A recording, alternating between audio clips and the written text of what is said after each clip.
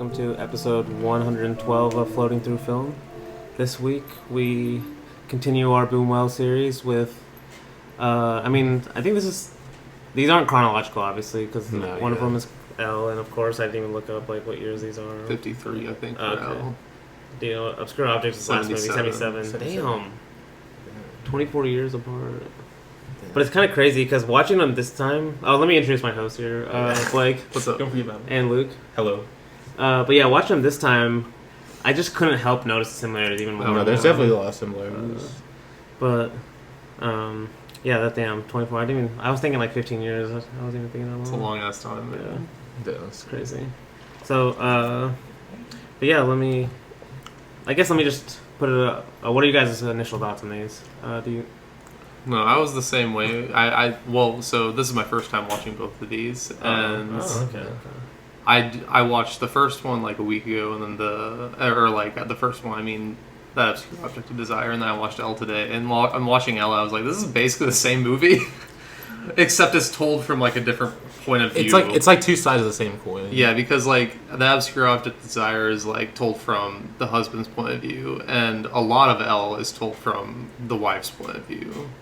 Yeah, because she's giving the flashbacks a lot in that one. Okay, yes. So it's an interesting That's honestly, juxtaposition between the two, but they're both really good movies. Honestly, I love both of them. The Obscure Object of Desire, I'm gonna need help with, honestly, because like there's a lot going on in that movie that I don't get. Yes. And like, well, honestly, that's the thing. Like, I think it's like watching this time. I think it's just very simple movie. No, I like honestly, it's like it can seem complex because of like all the different scenarios. Yeah, and, it's like, kind of jumps very. It jumps around. But it's very matter. I think the undergirding, like what's driving the movie, is just very simple. Yes. But yeah, what were you? So yeah, first time watching L, second time watching The Obscure Object of Desire. L I've always been interested in because like I don't know, like the header and like the header on Letterboxd just had me really, because like he's just like pointing a gun at her. I was like, okay, what's going on here? Oh, and L, the L. Yeah. When you find out, though, actually I was like, what's going on here? But like, yeah, I really liked it. The Obscure Desire I loved on the first watch, and honestly, like this is one of my favorite. The Obscure Object of Desire, it's one of my favorite Bunuels. Solidified for me, like made my favorite. I don't know. Tune in next week. Save that next week. Tune in next week to find out, but. Like, honestly, I agree. Like, it's very simple. And honestly, like, it might be, for me personally, his funniest movie.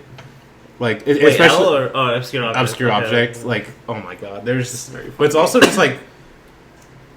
It's really interesting, because I'm honestly curious to talk about today. Like, it is, like, very cynical and, like, I guess mockery, or, like, you could say, like... But I still, like, find it very beautiful and very... in moments, too. Okay. But yeah, it's like it's one of my favorite Bunuel. It's like there's so many unbelievable moments. Okay. Is there any general ideas? Because just a spoiler, the topic I'm picking this week is surrealism. Yes, finally getting to it, and you might think on the surface, like these aren't his openly surreal movies. Maybe like they are very. Maybe actually Obscure Object a little more so for sure, has some definitely moments, but. You could say maybe they're very more just calm, I guess, overall than the... Well, yeah. Oh, I think both these movies are definitely about, like, the male ego. And, like, the male kind of, like, fantasy. And, the ideals of it. And, like, kind of like how... Like, I know this phrase is probably just overused. Everyone hears it a lot, but the phrase toxic masculinity. Yeah. Like, both these movies are... not like falling in love with an idea of a person rather than, like, the actual, like... physical thing, or maybe not physical, or maybe like just like the actual thing. You could even say like, both these movies, but even the title of Obscure Object is like you don't even know what you're falling in love with. Yes, exactly. It's not even a person really, or like the idea is kind of vague. In general, and I forgot what I was going to say next, but that's basically what I think it's about. No, it's because I was saying about like. So, do you see any surrealist aspects then? Okay, yes, because I remember in one of the first episodes you mentioned that like the surrealists love the silent comedies because they went from gag to gag. Yes, these two are like very similar, especially L. L just feels like it's like one gag after another about like how fucking jealous this guy, like how like the lengths he goes because of his jealousy, like yeah, by the second half of the movie, like it's literally just to me it just feels like just gag after gag after gag, like scenario after scenario. I mean, honestly, especially even Fernando Rey by the end of the second movie, he's just getting fucked with. Like, you're like, kind of starting to feel bad for him, but not really because you're kind of like no, not really too. Yeah, it's like you kind of understand. Or every time you do feel bad, like he just does something terrible. I know exactly, yeah. And then like and I love how like circular too. Okay, both these are. It's just like yes. I think we talked about before, like Boonwell's like his characters never really like learn much. Yes, no. And these two are very like. No, I'm gonna bring that up. At least something similar. They're very circular past that. Yes. But what about you, Blake? Is there anything surrealist you would say? Because or even just there are moments in both for sure that you would label surrealist, especially the ending of L and honestly the ending of the Obscure Object of Desire. And also honestly the entire Desire. But I mean, we have to talk about like the. But why? Because a lot of times when people think of surrealism, they think of Bunuel's, the first movie we did, Unshin Andolo, right? Because it's like, all of a sudden there's a cow and it's like shocking or something, or like there's like a lot of there's violence and just sudden contrast. But this one you could say these are, like I was saying, they're a lot more calm movies. At least on the surface. So that's why... but then I still see them as very surrealist, which I'm about to get into. So I guess we'll go more into it as I start. But let me first give a couple quotes about like how Bunuel and also the guy that co-wrote all of Bunuel's like later French movies and stuff, Jean-Claude Carrière, what he said. So first Bunuel said, quote, "The cinema seems to have been invented to express the life of the subconscious, the roots of which penetrate poetry so deeply. Yet it's almost never used to do this. Basically, it's never used to do this." And then Jean-Claude Carrière said, and he's talking about Bunuel, he says, "Mystery is his word. He believes that works of art begin in mystery, in the inexplicable. He likes, whether he's working or dreaming, to give himself over to the images which simply come to him and take him by surprise." And he's kind of, he was talking about it was like his writing method and stuff. And then the last one I want to say was, this surrealism, Bunuel said this in his book, My Last Eye. "Surrealism was a kind of call heard by certain people everywhere who, unknown to one another, were already practicing instinctive forms of irrational expression." And basically I want to emphasize that idea of irrational expression. Because, like, I know Blake said, like, Obscure Object of Desire is maybe kind of confusing. But, like, I think that idea of just irrationally going after something, that's, like, what drives him the whole movie. Like, he can't really explain why... even like it's even like and it's also just like it's like fate, like he can't like not run into her either. I mean, the whole thing about like him going to Singapore, yes, of course there's the line about the professor that's like subconsciously there's no such thing as chance, which he's kind of like yes, I love that debating line. Like that might not even be true, like it's not even might just be like subconsciously he like is drawn to her. No, yes, it's not even like a conscious thing. No, which I find fascinating. Like, because I kind of talked about this with Brisson a little bit, where I said, he quotes Montaigne where he says, movements, damn, I forgot the exact quote, but basically something like, our actions reveal us, our behaviors reveal us in a way, like, in a way, like, we can't even control our actions, like, we only see them after. And you kind of get that with Bunuel's movies here, especially Obscure Object by the end, where he's like, he's like begging like the priest to like help him. He's not even a priest in this movie, which is something. He's the judge. Oh yeah. But he's basically a priest. He's like asking him to help him and stuff, but he's still like you said, it does feel very fatalistic. Yeah. It's never described clearly if he's just running into them by chance, because it can't be. It doesn't feel like it. How could he just randomly run into her by chance? But the way it's filmed, it is by, at least in his head, it's like, oh, it's just chance. Yes. But let me kind of give at least a brief overview of what like surrealism was. At least kind of how this is from that Mexican cinema book I've been quoting the last few weeks by Ernesto R. His last name is hard to pronounce, but it's Achevdo Munez. So terrible. That was awful. But, oh my god, I can't believe you. But you mentioned, actually this was before the podcast, you mentioned Lacan, the psychoanalyst. But apparently for the surrealists, the two most influential people on them were Karl Marx and Sigmund Freud, who was like kind of the original like psychoanalyst. I guess for the Sigmund Freud part, and that's kind of more relevant for these two movies at least, especially. The surrealist idea, I kind of mentioned earlier with the whole irrational expressions idea, like where Bruno, like he says, like people all over the world already have this idea of irrational expression, but what surrealists were trying to emphasize was, I kind of skipped over in the Carrier quote earlier, but he mentions how Bunuel didn't like what he calls the French mentality of this legacy of wanting to explain everything, and he mentions like Descartes and Voltaire kind of in this kind of tradition of like. Where he says basically which things he can reduce the world to something that is completely intelligible. Yeah. You know, where everything I can understand in a way, or like. Yeah. Basically, Bunuel's. You can tell by his movies he's like against that. You know, he doesn't want a clear explanation of why a person does a thing. You know, necessarily. But that's kind of what the surrealist idea is, or the ethos is in ways. You know, like what he says. The surrealists wanted to skip over with the superego, which is like the superego is basically kind of the part of our ego where it deals with society. So when he says societal constraints, morals, social manners, and surrealists apparently thought these were like arbitrary ideas that we just follow almost by habit. You know, so that's why surrealists kind of emphasize this, like they want you to all of a sudden feel a sudden shock or something. And he says they wanted to. They want your reactions to works of art to be instinctual. Yes. Not to be. They kind of don't want you to overthink it too much. Yes. Which is it's kind of interesting with film because I think with Bunuel is like you kind of get both. At least for me, like maybe. I do get this like I get this thinking of why do I want to like put it together and I can't. You know, even when Bunuel keeps telling me like there's a mystery here, but. You still like have like to there's like there's both aspects because you said it feels very fatalistic at the same time. Yes, you know, but like in the characters themselves as they're living it, they feel like it's all chance. Because you have to when you see you have to like your brain just wants to put it together automatically. Yes, yeah, and you can say that's kind of what the superego does in a way. You know, it wants to like kind of fit things into boxes. Yeah, especially like how we view other people and stuff. Like what is right and wrong. You know, but like.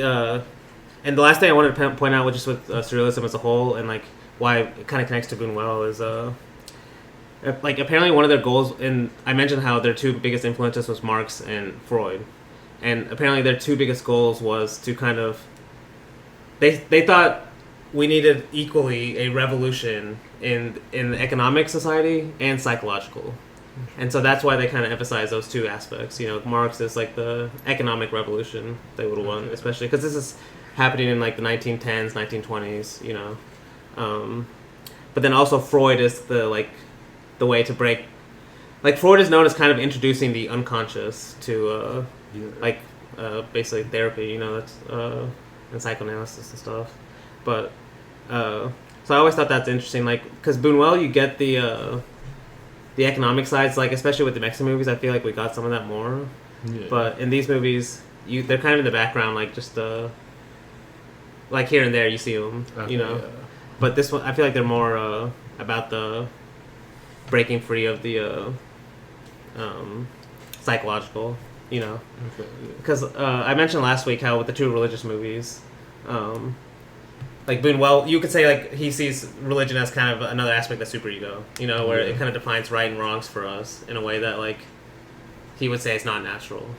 Actually, you get that a lot in this one too, especially in L. Like even from the very beginning, you know, like the church keeps coming through.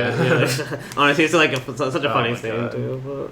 But I kind of want to go on before we go to the movies. Like I wanted to mention specifically what I like about Bunuel's surrealism, or if it's even surrealism in the first place, because.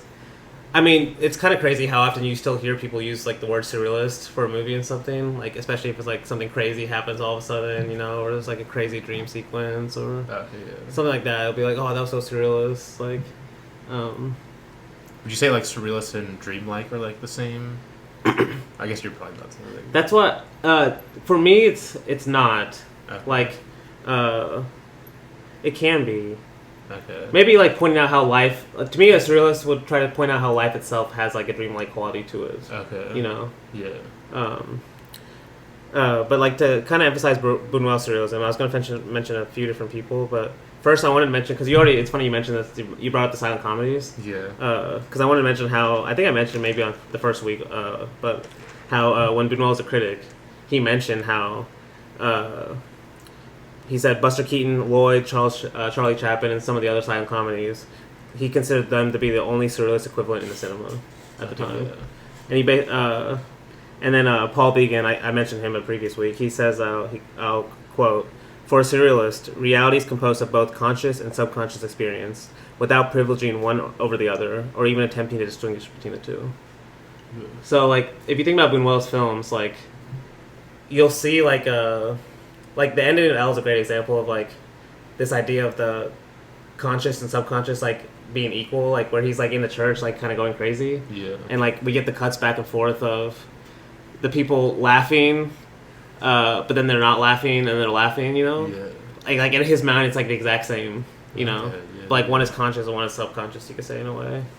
Okay. But you get that, like, even next week, we'll see it especially, like, all of a sudden, like, we'll be getting, like, you'll be thinking it's, like, a real-life event, like in Discreet Charm, yeah. And then at the end, it's revealed that it's only someone's dream or someone's desire or something like that, you know? Yeah. And Bunuel says, like, all of that exists in the same world, you know? That's, like, kind of what makes it surrealist. Yeah. I think I forgot it was Andre Breton, one of the, like, founders of surrealism. He mentioned, I mentioned a quote a few weeks ago about, he says, like, something like, that's what's, like, he said something about basically everything is fantastic or something. Okay, yeah. You know, that's that kind of idea. I think silent comedies really do that well, you know, where, like, just that kind of structure of just flowing from one gag to the next. Yeah. And, like, well, they're not being, like, too realistic. Yes. Like, they're not really, like, when you think about it. Like, I mean, they feel logical in the moment. When you think about it, like, afterward, it's like... No, like, it could be, like, any scene could have followed the previous one. Yeah. You know, there's not, like, a set, be like, oh, just because this gag happened, the next gag has to happen, you know? There's, like, a very freedom in that. Yeah. But, yeah, like, that kind of gag nature of, like... And also, this is something I've been thinking about, too, is, like... I just don't think filmmakers trust the audience enough, like, where, like, a lot of the silent comedies did, where, like... You would have so many jokes packed into it, there's no way, like, a audience member could get everything. But now, like... If there's a joke in a movie, there has to be close-ups, and everyone has to, like, make some comment about it, you know, and everyone, like, just so everyone gets it and stuff. It's like embarrassing. No, but honestly, yeah. No, that's another thing. Like, because Bunuel trusts his audience. Like, you'll miss stuff. You know, you just have to... Like, you have to accept it. Yeah, but that's, like, something filmmakers hate. Like, they want you to see everything on the first time because they're probably never going to watch it again. Yeah. No, but... Let me to mention a couple kind of to get this idea of like what Bunuel's surrealism is, especially towards this later half of his career, because it's like you can tell there's a stark difference between his early stuff, like, you know, the one we watched his first week, and then like these later ones. So this is by J. Francisco Aranda, who let me just read the quote first. For Bunuel, as a good Aragonese man, and that's kind of like where he was from in Spain. He says, for Bunuel, fantasy is impossible. Paradoxical though it may seem, his surrealism is without fantasy, a purified form of surrealism. Surrealism was a movement of revolt against the last century's strict and stultifying naturalism. Bunuel is a materialist, but no longer admits only of what he can see and touch. He accepts as real things which we do not know, but which can be sensed, although they may continue to remain undemonstratable by experiment. And I kind of love that. The idea of, like, Bunuel's still, like, he's, like, a materialist. You know, like, everything he films is real. Like, I kind of said that in the first week, right? Like, he just films real objects a lot and stuff. Yeah. But you can tell he's, like, trying to talk about things that aren't... They're still real, but they're not physical in a way. Yeah. You know? Like, that's kind of what he's getting at. Like... Well, you said that your first week with Enchinandalo, where it's, like, supposed to tell you what you're basically thinking in your subconscious. That's basically what these movies are also doing to you. Exactly, yes. Like you said, like, it kind of, like, why I was saying, like, why Obscure Object is so simple to me, kind of, is, like, it's simple in a way, like, it's simple in, like, what's driving the movie. It's just his desire, right? He's, like, he even puts in the title, like, this is what it's driving, but, like, it's complicated in a way of, like, why, you know, like... Well, his worlds that he creates are so interesting, because it's, like, they're trying to show us a world of this specific person, but their world's, like, distorted, obviously. Yes. And it's not, like, what we would consider real. Yes. Like a real world, but it's real to them. And that's something that he gets through in his film really well. No, especially in L, like, I'm going to talk about it a little later when we get to the movie specifically, but that movie was, like, based on a case by Freud about paranoia. And so if you kind of look at it through the lens, it kind of makes sense, like, especially how, like, that idea of, like, a paranoia, the world they see it's not that real world, but it's the real to them, like you're saying, Yeah. you know. And Bunuel is kind of like, in the least way I see him, is like he's saying we all have that in us, you know, like in a way, because like we're always viewing the world through our desires, Yeah. you know, and Well, everyone's reality, world's like different. Everyone's world's different. yes, so exactly. We don't see the same things. Exactly, dude. I said that last, like, Yeah. or the week with Neorealism, where he says he was talking to the writer Zavattini, and he says, my problem with Neorealism is like when they film a cup, they all see the same cup, but when I see a cup, it's every person has already put their own desires into what that cup is, to where it's not even the same cup anymore, you know? Yeah. And that's kind of what you're saying, right? Like, if that's true for a cup, let alone like a person or you know, Yes. politics or like just random moments of it, well, you know. But to keep going, this is from a different person, or these are from two people named Bruce Babbington and Peter William Evans. I'm going to talk about their essay more next week, but I just wanted to read because it's like a good way to put it. Where I'll just read it. It's a quote: "The surreal occurs more manageably, less convulsively." And they say how convulsive is a favorite term by the surrealists, and that kind of makes sense. Like, it's kind of like a gross term, I guess. I don't know, convulsive. It makes you think of not good things. Like, Like you think of something up. convulsing, yeah. Like You don't think of throwing pleasant things, really. But he says Bunuel's surrealism occurs more manageably, less convulsively, more delicately, insinuating rather than exploding, surfacing now more like an itch in the flesh of the real. I kind of love that last line. Like, Bunuel's surrealism now is more just like an itch. You know, it's like everything's going normal, but then you're like, there's like little moments where like Fernando Rey, like it's always like at the beginning of the movie, he seems like kind of a great guy, like like well-meaning, well-meaning, like he's probably a little like old school, like conservative, but he's probably like he has everything together, and then by the time it's like at the end of the movie, you're like, oh no. Yeah, exactly. It's like it just keep getting worse, like by the end, but also like the camera doesn't treat it like that in a way. Like it's especially it's the whole silent comedy thing makes sense because like the way he films. Because a lot of silent Chaplin's the one I think about a lot, where like his camera's just still, you know, and he's like filming just like something in front of it, so all the movement's happening like by what he's doing. But and then it just cuts to a next scene where it's gonna be like that, you know. But Bunuel's is also, it's like the way his scenes are like very like that. You know, he still moves his camera a lot. He's like zooming in a lot. He zooms or he pans a lot. Yeah. Like moves the camera or dollies, I guess. Yeah. But to read one more, so this is from Joan Mellon. I've mentioned her a couple times. Quote: Bunuel's method is to depict unconscious longings as real, as indeed for the surrealists they are. He is fond of quoting Andre Breton's paradox: "The most admirable thing about the fantastic is that the fantastic does not exist. Everything is real." This statement points accurately to Bunuel's style as a filmmaker. Not content to play about the surfaces of reality, Bunuel would bring the unconscious into view by integrating it with the everyday life, that the film itself renders it empirically real. I love that. Like yeah, it's kind of like that idea of the itch in the flesh is almost like the unconscious itself. And like the beginning, you see like these little moments of the unconscious kind of like seeping through like normal reality. Like Elle starts with like, okay, guy falls in love. It's kind of weird that she's already engaged, but like he just doesn't care. He's doing it in the middle of a church. He's like a little bold, but by the time you get to the end, it's like you see like it's true unconscious. You've seen the evidence. Yeah. You've seen like what was actually driving like these kind of like just little moments at the beginning. You know. But yeah. Like, Discreet Charm is still my favorite in terms of this idea of just, like, the way he just weaves back and forth of, like, from the unconscious to, like, an everyday moment to, like, all of a sudden, like, a general, like, army coming to their house. It's just, like, it's so crazy. Like, it's just all filmed exactly the same way. But, okay, that'll be next week. Calm down, Danny. Calm down. Yeah. But there's one more thing I had to mention, because it's kind of crazy. You also kind of mentioned this with the whole circularity. I'm on fire. Yeah. No, yeah, you mentioned like you kind of mentioned a few things around this. Cause, this is specifically. Oh, have you seen any Chantal Ackerman movies? Yeah, I've seen quite a few. Okay, good. So, both. Honestly, it's funny because I haven't seen any. Oh my god. This was from a essay I read called "Repetition with Difference" and "Ludic Deferral," the later films of Bunuel, and he mentions how. So this will be pandering to both of you guys then, because he mentions how he quotes another reviewer who reviewed a lot of Ackerman's movies. Okay. And let me just read first what she says about Chantal Ackerman. She says, quote, While the underlying sense pervading Ackerman's films is one of cyclical homeostasis, her defiance of telos and logical certainty is radical and at times clearly upbeat. We need then to find whatever does not quite repeat in her repetitions. Ackerman is drawn to these strategies and elements that halt and defer.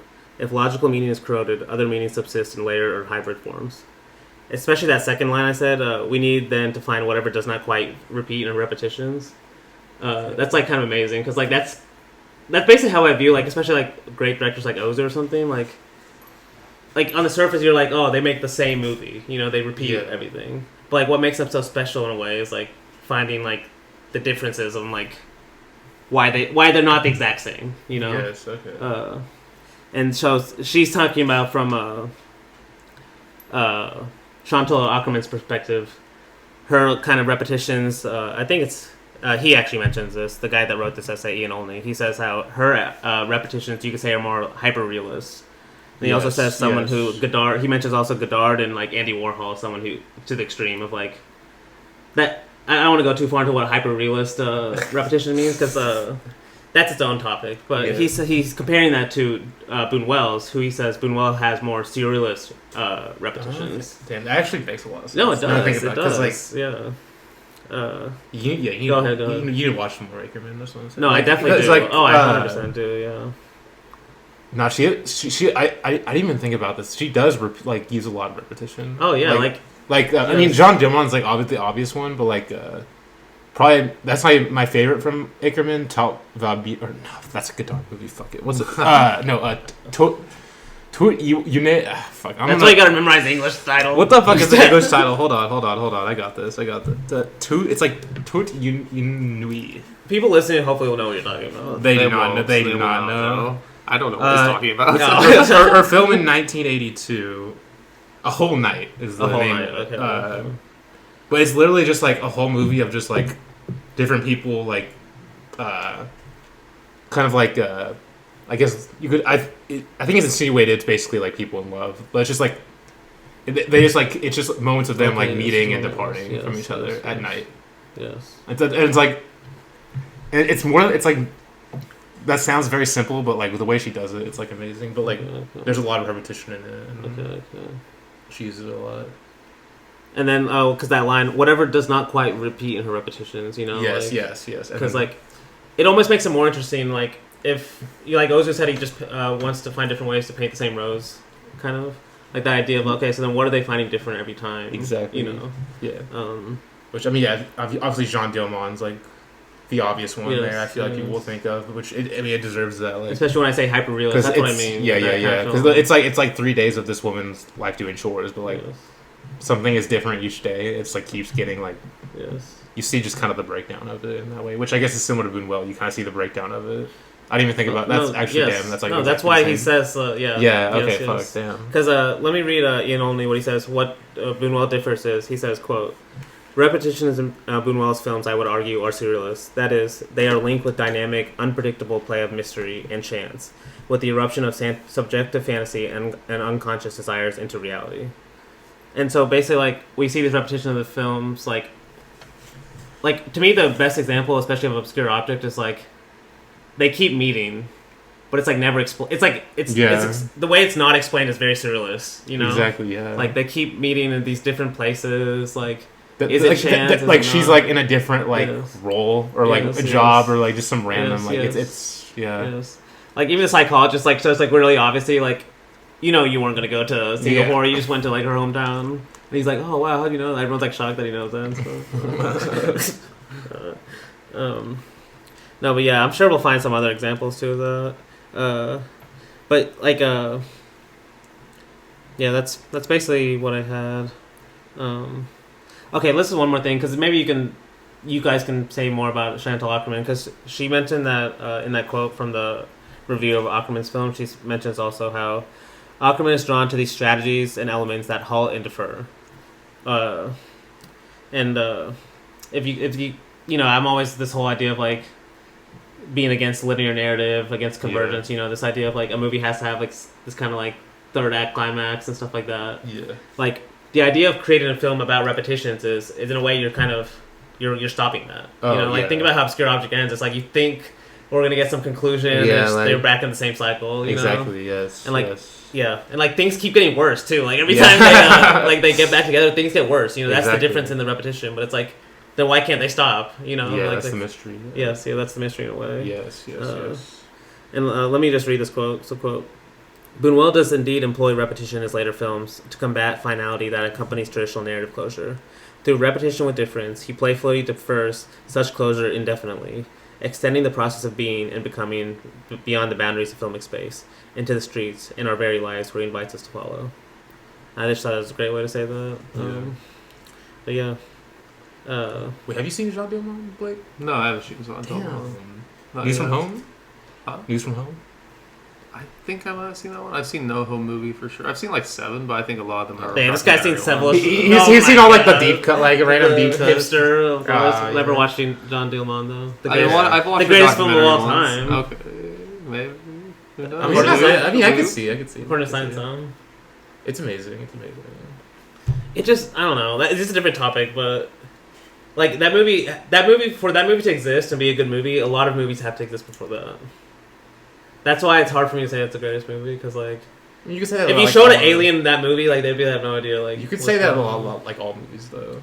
Most movies, yeah. Honestly. That's why it's like modern times. That's the first. Okay. See, I haven't seen Jean Diamond, but No Home Movie sounds so much like it. Just the way people talk about Jean Diamond. Just because No Home Movie is like her setting up the camera at her house as her mom's like basically dying. Damn. It's her last movie too. Like right, like and Okay. yeah, everyone knows what happened. What happened to Jean Diamond. No, I still need to watch more from her too. Yeah, it's the same. She's got like 60 movies, and I've only seen like 7. Damn, she so. has 60 movies. She had a lot. She had a lot of documentaries, which I've seen a Honestly, lot. Of her. that is- I've seen a few of her documentaries. No, we don't do enough doc. Maybe are we gonna pick documentary for one of the genres next week? Maybe. We should. Well, it'll be 2 weeks. Or 2 weeks, actually. yeah, after them. Yes. Stay tuned to find out. Yes. But honestly, that's basically all I had. Like, I just want to. The idea of surrealist repetitions is kind of interesting to me. It's like it's using a film kind of method. You know, like different ways you can kind of put together a film that are not narrative, at least linear narrative based. And like adding like Bunuel's kind of idea of surrealism to it as he does, and I think that'll be useful in like approaching next week's films as well for sure. Yeah. But yeah, I think we can go into L. Is there anything specific about this film? I know you guys. Honestly, both of you guys mentioned more obscure object when I asked both about. Yeah, what about this specific one? As I said before, just like I really just think of it as a series of gags. Yes, this one. That just get more and more unhinged, basically. It's, What do you it's think just of the movie? hilarious. Do It's you like hilarious. I really like it. Yeah, Okay. it's my first time watching. So obviously, like I feel like rewatching, I might like even like it more. But it was good. It was good. What about you, Bart? I really like this one a lot. I think I like them about the same, honestly, like these two movies. This one, I think it's just interesting because, like I mentioned before, it is told from, like, two perspectives, essentially, it feels like. Because we get, like, the wife's perspective, and then we also get the husband's perspective later on in the movie. Yes. But we never, like, lose the wife's perspective in this, because it feels like, at least to me, it feels like we're on her side, kind of, because we see... It reminds me of A Gentle Woman a lot. Okay. Because we're seeing this, like... Honestly, yes. This woman that's literally trapped, and... Yes. The way that this man, like, traps her in this is crazy, honestly. Like, it's crazy. And even the way he's, like, leading her around town, it always feels like he's, like, even, like, the way he's just, like, holding onto her arm, like, as he's guiding her, feels like she's, like, even trapped that way. Like, he's, like, kind of like a prisoner almost, Yes. but... No, honestly, you named that movie that it reminds you of. I want to mention that, like... But it also falls in line with what you said about, like, the repetition part and, like, how just, like... they don't learn anything. Maurice Piala's movie We Won't Grow Old Together, I was heavily reminded of it watching these two movies because it's like literally like it's about this like guy and his mistress basically showing like their relationship but only through the ugly parts of like them like getting arguments like blowing up at each other, but it's just like a cycle each and every time. They don't learn anything from it. It's like it's so and like literally like never the whole time he's just like never even like going away from it. So No. it's a movie you guys need to watch it. But It heavily reminded me of. No, you mentioned him a lot, honestly. It's great filmmaking. It's great. No, I knew too. He's just so late. And, like, He's just so 80s. No? Late 60s. Oh, late so 60s, like 90s, okay, basically. No, I definitely do. He liked Ross Lane? Did he like Bunuel? I don't know. Oh, He liked Ross Lane a lot. Oh, okay. No, it's funny you said that. Like, I had a few thoughts. Like, I don't know which one to say now because I'll say like what I had initially was when you were saying what you were saying. Like when we talked about Ozu with Late Spring versus I forgot what movie it was. Like even 10 years later. I think it might have been Early Summer. That was like 10 years later, where we even see the difference in like how the women are treated in a way. Like I kind of think of the difference between like Elle here, or I think her name is Gloria in this movie. Yeah. Like the kind of like her, like kind of she's still trapped in a way, like you said, a gentle woman, versus like later with Conchinita and Obscure Object, where she has like a lot more freedom, and that's like she does, yeah. like thinking of just the 24 years time period. You kind of see that gap. And just like. And it definitely feels more French in that way too. Just yes, because, like, honestly, French the country difference also matters. Yes, for sure, 100%. Yeah. Like how like a French country that kind of prides itself on more being free or more liberal, Bunuel still sees these same kind of like Sees through it. yeah, see the same kind of like trying to control women in their own ways. Yeah. Versus like Elle is like a lot more. Because it's like Mexican culture, they're more conservative, or traditionally conservative, you could say. Or at least this guy is for sure. Yeah, at least this guy is. Yes. Yeah, the way he tries to control it. Because it's funny you said the gentle woman, like how he tries to trap her, but like one of the funniest moments in Obscure Object is where he's like trying to convince the mom to let her live there. And then like it cuts to a mouse getting stuck in a trap right when he's like, "Oh yeah, you should let your daughter live with me" or something. Oh my God. It's like just like the most blatant moment. Like it's like not even trying to hide it. Yeah. No, it's funny you said gentle woman too, because like, yeah, it's like Bresson can never be as funny, No. Like, it's like the way that the tone they take to it. But no, actually, Bresson's is kind of funny if you like kind of detach from it a little bit, Like I have to watch it. Bresson's an underrated. No, especially that paranoia aspect. Yes, but Bunuel's definitely more comedic. Yes, but Bresson definitely has some comedic. Well, and it just reminds me a lot because like both the main characters never think they're wrong and never realize they're wrong at the end either. I'm glad you said that because Maxov asked him, because he says Maxov asked him, how do you explain films like Nazarene, Viridiana, and Elle, which you consider surrealist when they have at the very least a unifying idea? And the Bunuel says the moral line is surrealist. I think that kind of says exactly what you're saying. Where like most people, both characters never see like they're wrong or right. Just like their rationalization is irrational. Like you're saying, like their moral line is surrealist. Like the ending, especially him, how he explains himself. Like the ending of Elle is just like I was not expecting him to say what he said because like I was like, this guy, like he's never gonna learn. He's never gonna learn. Like. Oh, dude, the ending's so funny. Like, when you think about it from that perspective, like, you think, oh, he's a priest now. Oh, he's like a priest. So you think he's gonna be changed. Oh my God. It's like, I was proven right. Yeah. Well, it doesn't matter now. No, but to kind of, because I said I was going to talk about the paranoia aspect. Because, actually, first I want to mention how Bunuel apparently said this was one of his favorite movies he made too. So I know he said he didn't he never talked about his Mexican period much, but he did like even in hindsight, he really liked this movie, especially that he made in Mexico. What was his favorite movie? Phantom of Liberty. At least okay. he's so old. Like it's kind of crazy because Dustin was the other day and he was saying how like he made his first movie in 1929. I was just thinking about like that's kind of crazy. That like Obscure Objects 1977 and this is his first movie is 1929. He had to be young when he made his first movie. Yeah, he was. But just like he said a lot of shit, over the years. So, he probably said he had a lot of favorite movies. I don't know. But yeah, he definitely said Phantom of Liberty was his favorite. I saw one quote. But I know he really liked the L too because I know he liked that Jacques Lacan actually liked L too a lot. Okay. Because he obviously saw he wasn't stupid. He knew like how associated he was with like psychoanalysis and stuff like that. Yeah. But to kind of go over the paranoia aspect specifically, so apparently Dr. Freud, he had a patient called Dr. Schreiber, who was apparently a very famous case that he had. And apparently this guy was known for his associations between... Well, Freud drew associations between paranoia, homosexuality, and delusions of grandeur. And like watching this, like after I knew this information about the homosexuality, you kind of see it in certain moments where like with his butlers. Yeah, with the butler, with like how they point out specifically how you see moments of jealousy with the young men in the movie. Yes. Where like you can read it either how he's either jealous of how they might be attention to her. You can read that as one way, but another is just like he's just jealous of them.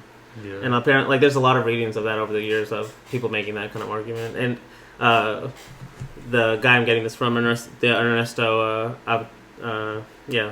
Shabdo Munoz book, he says Bunuel specifically used this case to make the movie. So he like it was probably hard in 1950s Mexico to kind of openly say that, you know? Yeah. So you can kind of see little hints and moments of it at the very least.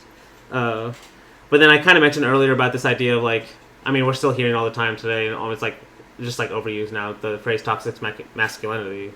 But it's pretty obvious. Like this, you could say it in one word, like in 2 words. That's what this movie is about in a way. But he points out how, at least, I wanted to point out at least a couple ways how that specifically relates to Mexico during the period. Because I don't know if you remember at the beginning of the movie where he's talking to like he's like about to lose, or I think he's already lost his land, and he's trying to fight for it back.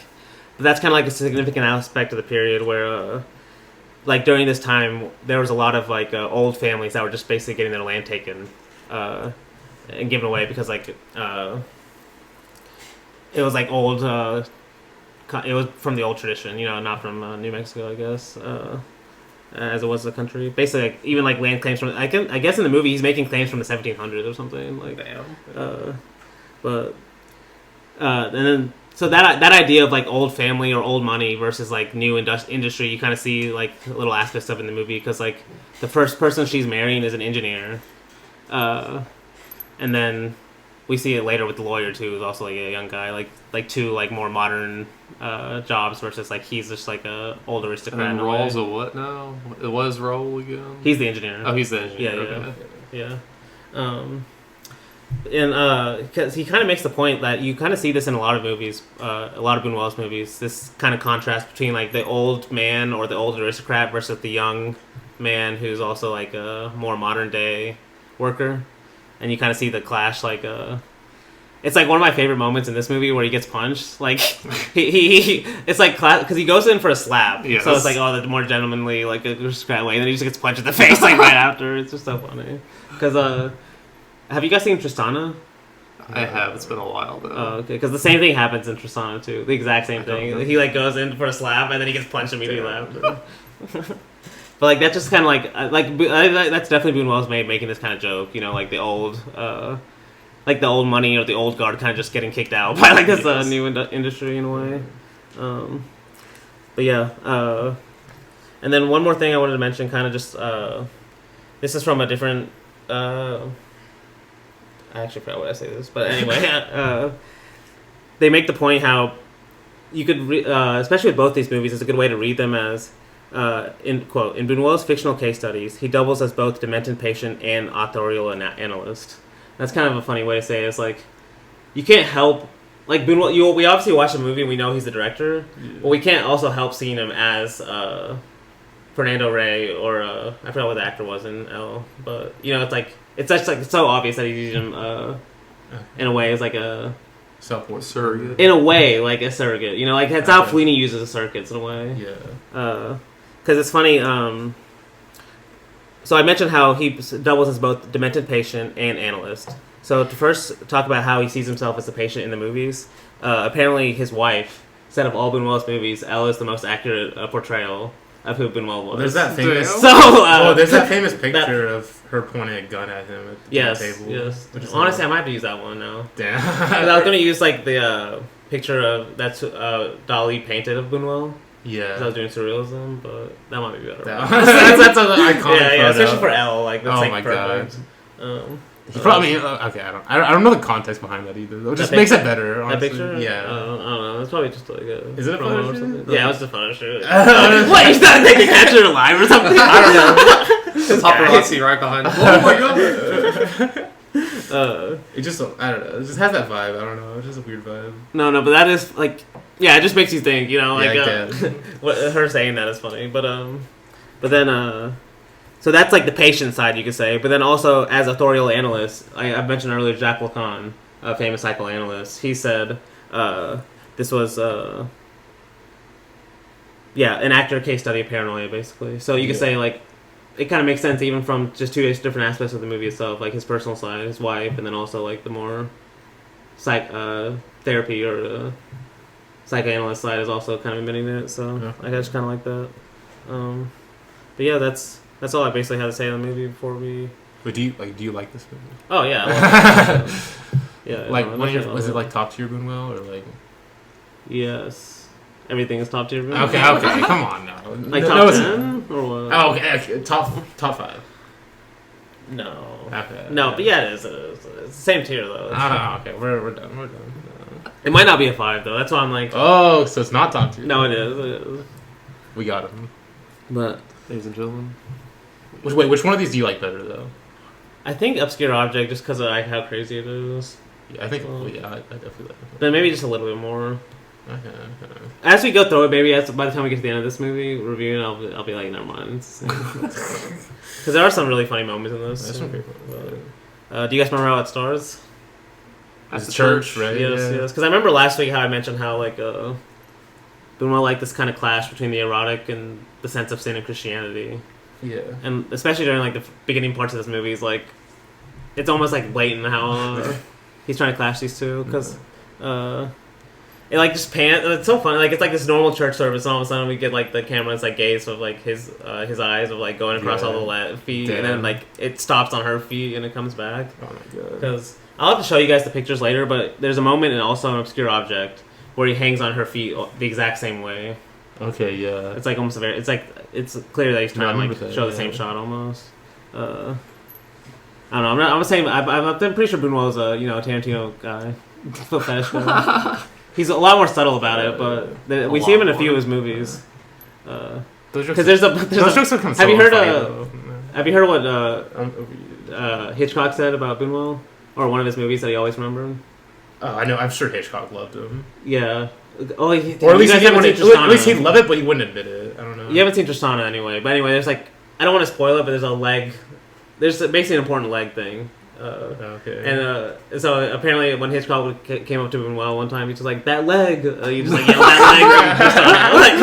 And Bunuel always loved that. Like, yeah.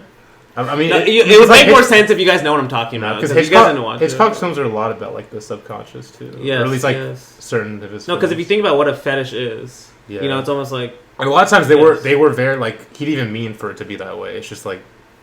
Yes. By him having control of the camera, that's just how things are. I mean, that's like Vertigo, basically. But honestly, it's kind of interesting. I'm just thinking about this now. Like, if you create a character, and you want them to like do an action in the movie, but you don't want them to know why they're doing it.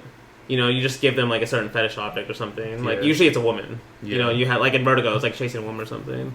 But like Bunuel's, it could be anything in a way.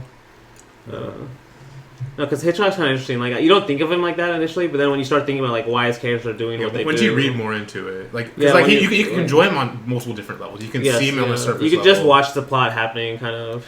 But then you think about like why is the guy in Rear Window so weird? Like wait, why are you just Grace Kelly's like already throwing yourself? Yeah, wait, why is the Jimmy Stewart guy in Vertigo like what's happening? Like, yes, no, exactly. Is he not like actually a good guy? Actually, that one I feel like is a little more obvious because you kind of have to. Yeah, but still, no, you're still right. Still like you can still just get caught up in the plot mechanics and not think. Because that was my first time. I did not realize because I remember watching my second time Vertigo. I was like, hold on, this Jimmy Stewart guy. I didn't realize he was like kind of this weird because like I didn't think about it in that way when I first time. I was too caught up in the plot. That's definitely true. Yeah, that's why there's that's what makes Hitchcock fun to watch, I guess. Yeah. No, but yeah, like he's right from this opening scene, he's already hooked. He tries to talk to her. I forgot what she says, but like she says that she has to go. He's like following. It's so funny when he's like following her out of the church trying to chase her, and then these like 3 priests come and talk to him, and they're like trying to talk. They're like, hey, I want you to meet my friends and stuff. Oh one of them says, because they can see he's like distracted, and the priest says, if it's important, it's not good for Christians. It's just so funny. Also, this guy's face. I don't know what it is about it. The main guy.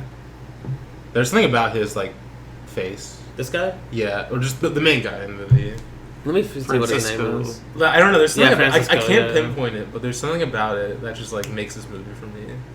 He's got a great face. I was gonna say. I don't know, but it's like not in like a super obvious way. Well, okay, try to explain like what. Because is there any differences between the two? Because obviously we're going to compare this guy, who's Francisco, or his name in the movie. His actor's name is Arturo de. Damn, I just forgot I had it. Arturo de Cordova. They've got the ability to feel like cucks, but also to feel like they could murder someone because Yes. they're so Yeah, crazy. they're good at playing. Yeah. Especially this guy more, especially by the end when he goes crazy, like you kind of believe it for sure. I don't know Yeah, about Fernando Rey. I don't believe Fernando Rey could kill anyone because he He kind of has never- this laziness about He never him. goes too off the deep end. Yeah, no, but he has some as much as him. Yeah. No, but definitely this guy by the end, I'm believing it for sure. Which That's prob- what I'm asking. Do which you might see be why- differences? Maybe, yeah. That's maybe something I see in differences. Like I see this. I believe this guy to be like a lot more like he would choke her out, or when he's like holding the neck, the rope later when he's in her room. Like, almost like Fritz Lang like a little bit, you know. Okay. Yeah, I could see him actually doing that, but I could never see like Fernando Rey's character later. It might just be Bunuel, but he's older and like lazier now or something. But He doesn't choke women anymore. no, He's past that. No. He is kind of way more of like a wimp in the later one, I'll say. Like in this one, he's still trying to be openly like more manly, I guess. Kind of, yeah. Yeah, it's kind of like more transferred. I feel like maybe like that like unhingedness is more transferred to like the surreal, like to the background elements in Obscure Object, which might be why I like it more. Yes. I mean, obviously, I'm not saying there's like no, but I'm just saying it's just like it I- feels No, definitely. the background and like kind of like scene by scene elements in Obscure Object. I feel like that unhingedness is much more. Oh yes, that's definitely true. Like you can tell just by he was able to make these movies in France, or the later one in France. He was given more freedom in terms of being less. He didn't even have to be openly following some kind of plot narrative, you know, because it's obvious like Elle had to be made in this kind of framework of like a melodrama in a way. Yeah, it Even even though has it's- the music in it too. Yeah, it has, but it's still so not like it's. Yeah. Oh my gosh, it's amazing. Like, especially like all these reveals of like you think something serious is gonna happen, like the gunshot light is the Oh best my example. God. But we'll get there. I guess to go back to the movie, basically this old scene is like him trying to chase her. It's like this great moment where he goes back to the church later, and it's like almost like a minute long where he's just like staring. It's like it kind of does feel like a lion or something approaching prey, like the way he's like looking from the distance and he's like slowly walking towards her, comes right behind her and stuff. But like that's where there's even like a melodramatic like shot where they're both talking like just like face to face. But that's what I'm saying. Like, you can't believe in the romance, you know, especially when you know what to happen. That's why I'm like, it's not necessarily. I guess it just has to kind of use those genre conventions in a way. But, Yeah. no, because she says, he says to her, "You came because you were waiting for me," and she says, "I don't know why I came." I think that's like a great like kind of idea of overall both movies that have that same kind of theme of like even the characters don't really necessarily know why they're doing what they're doing Yes. until they think about it after. But yeah, we kind of get some scenes of he goes and spies on her to see that he's like she's engaged. Yeah. It's honestly crazy like how efficient he is. He's spying and then he decides on the plan to have a party and to invite them, and then basically we're already at the party after they invite the engineer and stuff. There's like a great reaction of her face when she sees like when she sees Francisco. Yes. For the first time, she's like, oh, it's like after seeing them in the church in the earlier scene, and it's kind of the idea of like, because in Obscure Object we kind of get like these chance encounters, right, where they meet, but like you can't tell if it's like if it's set up by one of them or if one of them was actually like planning beforehand. Yeah. And this one he makes it obvious, like he's planning yeah, beforehand. yeah, You know, he's like a little more outright and open. But there's like kind of just like a good sides because the house kind of looks very weird. You know, the stairs are weird and stuff. I mean, it reminded me of the really random movie to bring up, but like it reminded me of like a similar interior to the Magnificent Ambersons, the party scene in that movie, which honestly, it makes sense in a way because like Orson Welles' interiors are a lot of times are very like he wants to get lost in. Very much get because that's a scene you very much get lost into. No, because Yeah, you like, remember it's- what it's one a of the really ladies, one of the ladies says because she's talking about how they built the house, and she says, "quote: I've always wondered how." Someone else says, "I've always wondered how an architect could have dreamed up such odd ideas. Sentiment, emotion, and instinct, rather than reason, must have guided him." Damn. It's like that's like what I was saying about surrealism in general in the first place. Damn. But because the house later on, he cuts like some close-ups of it, and like when you start to see him going crazy too, it just like kind of gives you that mood, you know. Yeah, yeah. Yeah, no, honestly, Wells is a good example of that. Like, yeah, honestly, Wells is way more open about it. Like, I mean, he's way more expressionistic, I guess you could say. But Yeah. uh, When you said that, you like had a little like disgust. no, no, Like, I still like expressionist- Wells. expressionistic. Oh, stop! I still like the trial. Like, He's a hater. Don't listen to him. He didn't even say F for fake. Damn. no, Not F for true Fake is a fan. different type of movie. It's like it's Not true it's interesting. But do you remember? Okay, so later they're eating at the dinner table, and they kind of have a conversation where, because you mentioned earlier how you can say both these movies are about like setting up idols, like Or it's like making women idols, or in a way, making them something not real. yeah, like like an idea. falling in love with the like idea. Of Yeah, them, yeah. Basically. It's so funny because he basically says that where he's like, he says, "I have a highly singular view on love," and then the guy asks for instance, and he says, "I don't believe in set love, which apparently grows up with time. Love must spring up with its own force when two people meet and know that nothing can part them." And then the other guy says, "That's love at first sight, a poison arrow. I don't recommend it." And then he says, "It takes time to fashion such an arrow, time to prepare such love. This love must be nurtured from infancy. A man walks past 1,000 women, then suddenly meets one, that instinctive one. She fulfills the dream, answers the longing. This is man's lifetime wishes." No. And just the idea of like, yeah, like if you see a woman like that, there's no way anyone can meet that. You know, Yeah, this yeah. idea of like a whole like lifetimes of wishes in like one person. No, because I was gonna read the Lacan quote, so I Okay, might as well yeah, bring it yeah, up yeah, now. bring it up now. I mean, it fits both these movies so perfectly, but it kind of makes sense what we're saying. I love you, but because inexplicably I love in you something more than you. The object petite I mutilate you. So it's like that idea, Like searching for something more than the person can be, kind of. yes, like And then destroying them because of it. exactly, like Yes. No, because something you don't like think about too often. But no, because that's honestly perfect for like just this whole transition to what happens. Because you remember how what happens right after this.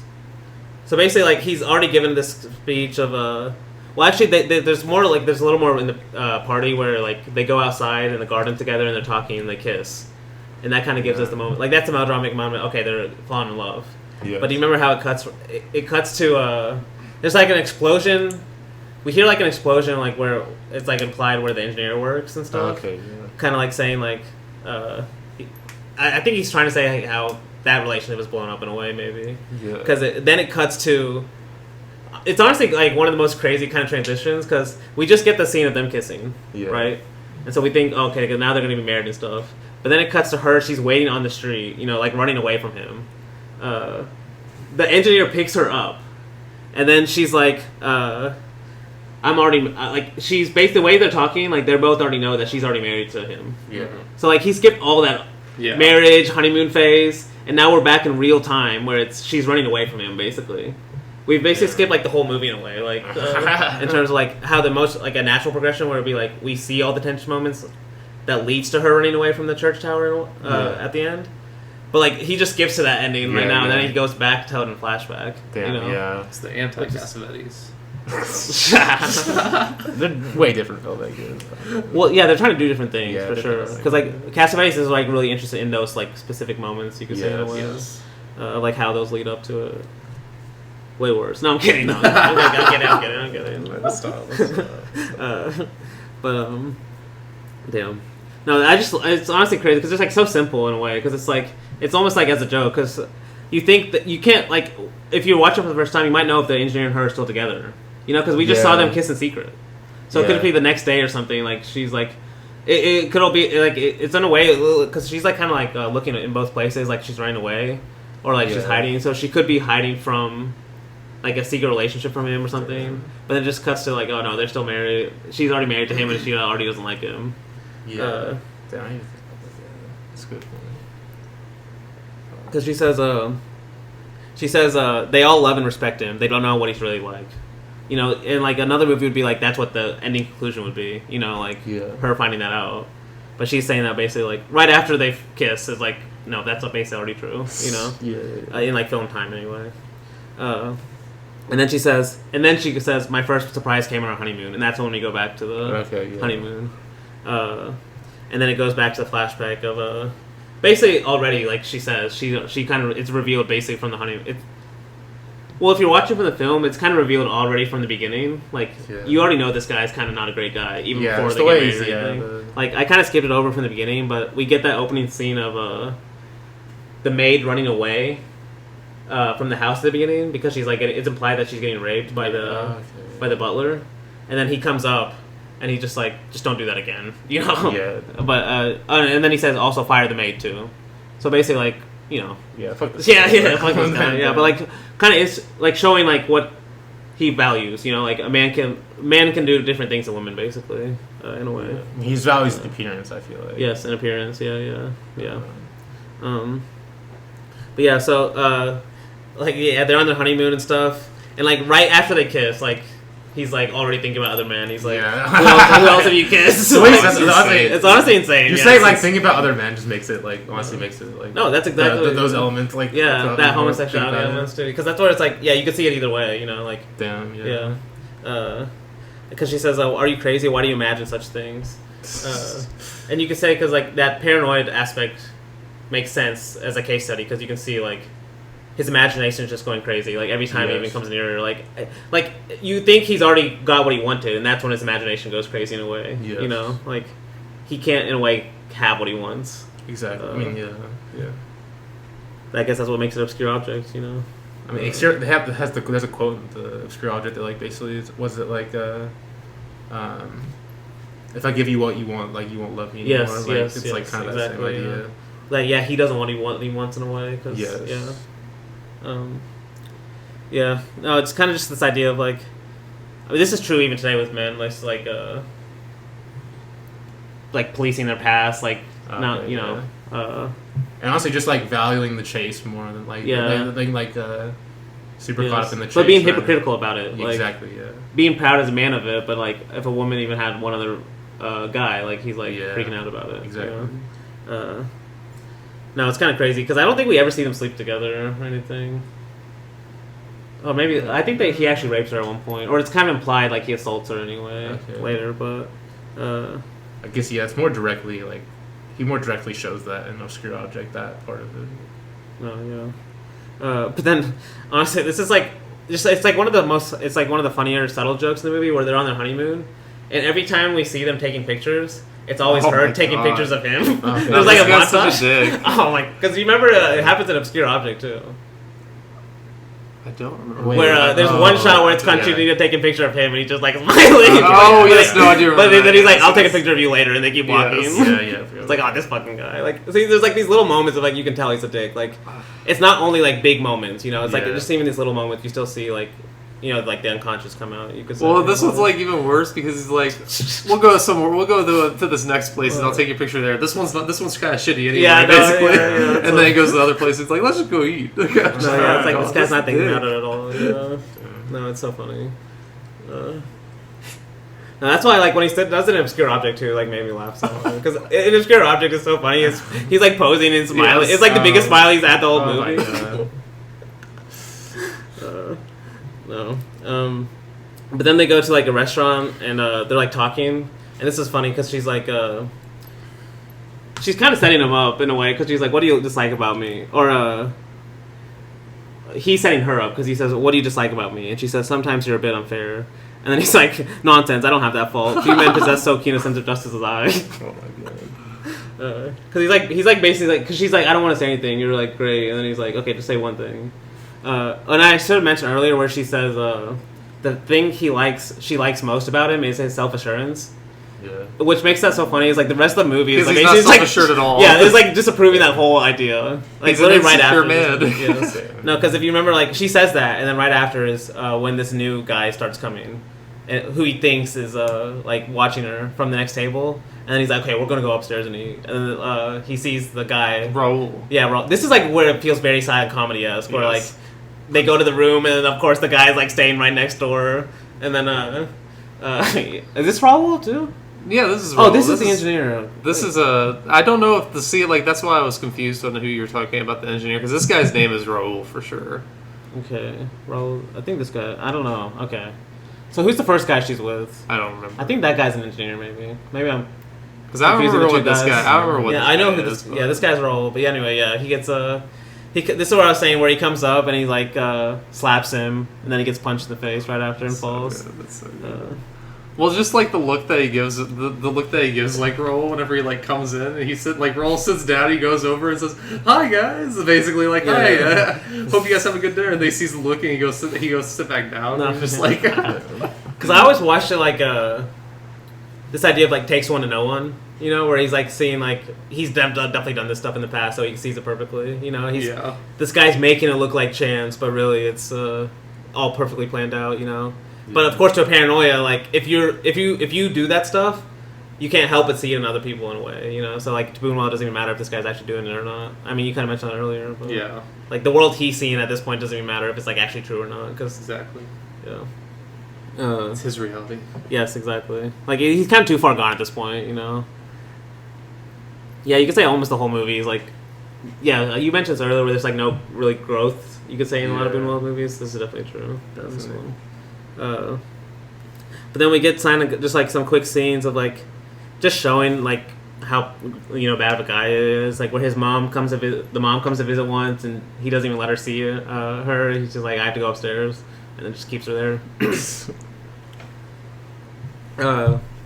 But it's funny, like. The only thing that gets him to let her go outside is he says he wants to hold a party because he found a new lawyer that's willing to hold his case. Like it's willing to like try to get the land back for him. Yes, because like no one actually believes in this case. Yeah. I think we find out later this lawyer is also lying to him too. Basically, just to get this job. But they have the party. This is what I was saying. It's more about this like it's like take one to know one, where we see like at the party the lawyer is talking to. Gloria a lot, and this guy and like Francisco Ray can't like stop watching them, and they even go outside to the garden at one point, it's which like is so funny. This part's also just like so like frustrating from like the audience's point of view, at least, because you're like watching this guy tell his wife to like make this guy happy and to like act super friendly to him, and then whenever she does, he gets like mad at her for doing what he says. No, there's no way to make him happy. Damn, that's funny you say that, because that actually happens in The Hero, and Saeed Jarreah's The Hero. Have you seen that? No, yeah, I've seen it. It's been a while. It's like with the advertising guy. Like he has like a hot young wife, and like the guy he's trying to talk to like likes the wife, and he's like, just go like act around him and stuff. Like, it's very similar. I gotta rewatch The Hero though. Did you only give 4 on rewatch? Oh my gosh, it's so good for me. It's so good rating. Hates it now. Ray's going down. He's your Blade Runner, Ridley Scott Blade Runner. Okay, stop. There's no one that though. Okay. No, but it's funny because also like I was mentioning this like different versions of repetitions in Bunuel's movies. Like you could say this is one where like earlier we saw him as like kind of the hunter with her in the garden, like taking her to the garden and how the movie starts. And now he and his mind is seen when they both go outside together alone. Like another repetition, but like what's different is now he's like the one outside of it. You know, he's like the old guy. He's like the fiance in the earlier scene. Well, and it's like so like there's this old guy in this party too who's like commenting on the dancing done. That's the priest. Yeah. Yes. Oh yeah, because like that could also like you could read that as just the priest or like just as another like version of himself just watching himself and like watching what's happening almost because like that's what he wants to hear. No, I think everything that happens is what he wants to hear. Everyone around him is saying things he wants to hear. So I think specifically why that's important with the priest though is because Bunuel is also saying how the priest or the church, in this case represented by the priest, is someone that does that. They uphold this toxic masculinity in a way. You know, I think that's why that priest is there. Like, so it kind of goes exactly what you're saying. Like, it could be exactly him, but it basically is him because this guy could do nothing wrong in this priest's eyes. You know, because like Luke says, like he wants to still keep up a public appearance in a way. You know, because later we'll see the same thing is true with the mother, where we think the mother is going to be again. No, and the priest we'll see. We're basically there now. We get one good scene of like him basically yelling at her for basically being really angry about the talking to the lawyer. Yeah. But it's kind of funny the way he films it because like this is what I was saying where Bunuel might have had a foot fetish because like there's a moment where he's like really angry and then he drops something, so he like the camera pans down to like show her feet. Yes. And then he's just like, I'll forgive you right away if you just say you're sorry or something. He's like, he's just like, But then it's like he says that, but then he just can't go all the way. He like gets mad again at her and stuff. Yes. But then this is where the scene where I said it implies, I don't know if it's rape all the way, but just like he assaults her for sure because like we get a cut to like just the stairs and we hear screaming, and that's kind of how the scene fades to black. And then it cuts to and the reason I say that because the next thing is where we see the mother. And we think the mother might be this kind of savior, you know, that she's definitely going to stand up for her daughter, you know. Well, she called her mother. Yeah, no, that's she true. literally called her over. No, exactly. But then it's like, because what? Sorry, my cat is. He disagrees with what I'm saying now. I guess. Yeah, He disagrees. He doesn't like Bunuel. But no, the mother comes and it's almost like this is what I say where it's initially like set up where okay, she's calling her mother, she's gonna come help. But then when Gloria comes down and finds out the mother's already been talking to Francisco Rey for like 10 minutes or I don't know, it doesn't say how long exactly. You're like, oh shit, because like this was another thing about like you could say he's like a master manipulator in a way. Yes. Especially in this scene where it's like by the time she's already come down, the mom is like she's like, yes, he admitted his faults, but you have a few too, and he understands them perfectly. And you're like, it's like, because it gets bad when she's even like still showing, like she's even showing bruises she has on herself. Yeah, and the mother's like still just like ignoring it.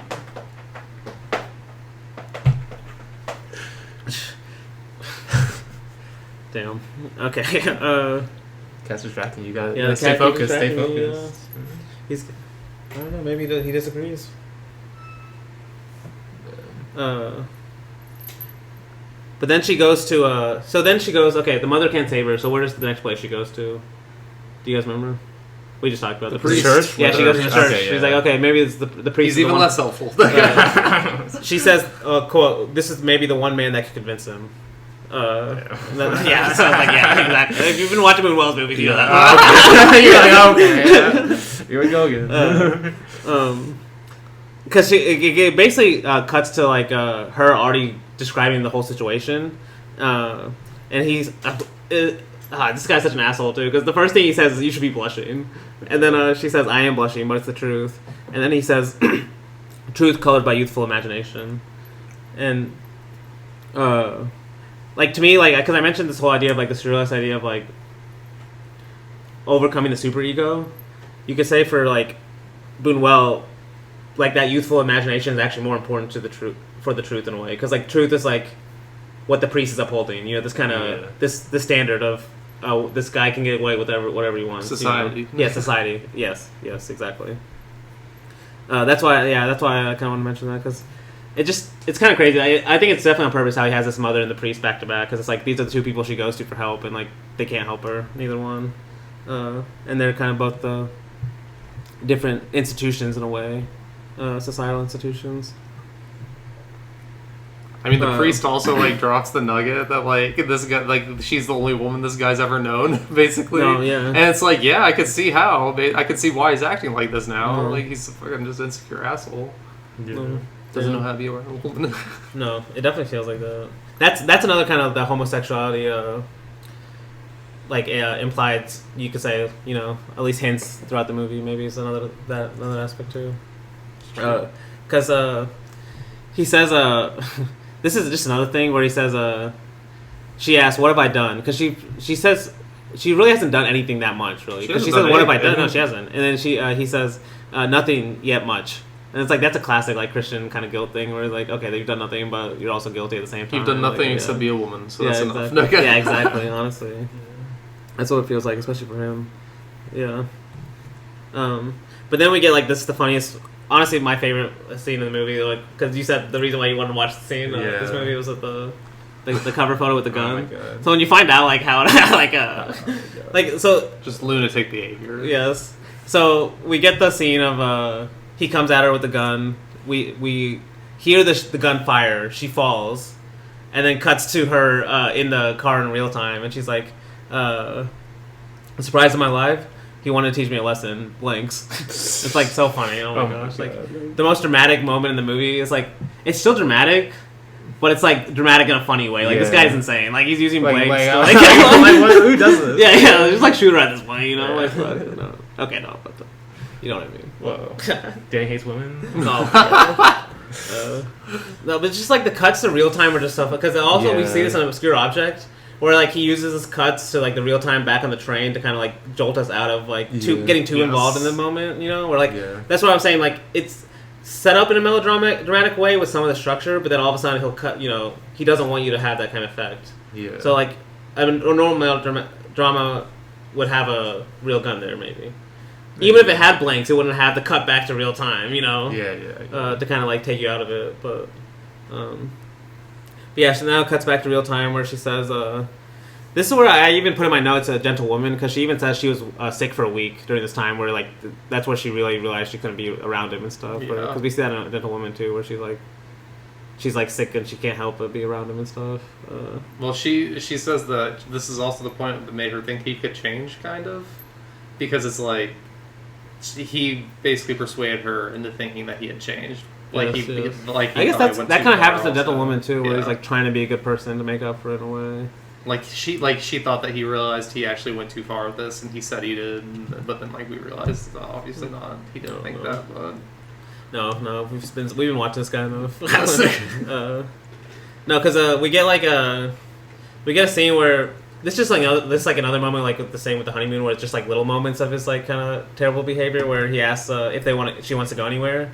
She suggests the movies, and then he's like, okay, not the way I feel. And then she's like, oh, the racetracks? And then he's like, oh, no, it's hot, dusty, filled with morons that are like want to stare at you and stuff. And then it just cuts to them at the church bell tower. Oh, my God. Which is like just so insane. Oh, my God. And he's like, isn't this, aren't you glad this is way better than the movies or the racetracks or something like that? Just like...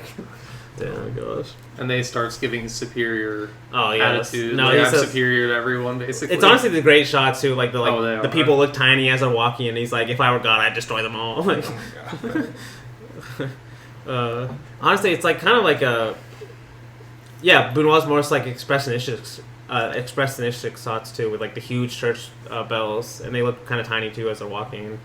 And Vertigo's. It feels like Vertigo. Similar. No, it does. It gives you that kind of vibes of the church tower. Like falling in love with the projection of a woman. Yeah. What are you falling in love with? Yeah.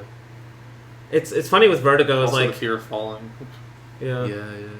It's funny now that we bring up Vertigo. This Vertigo also has the like obscure object aspect where the woman is all like trolling him in a way back. Where Gloria feels a lot more like innocent, helpless, maybe helpless. Yeah, she doesn't feel as much more like attacking him in the same way as like in Vertigo. We learned like he's all being set up in the end, you know, in a way.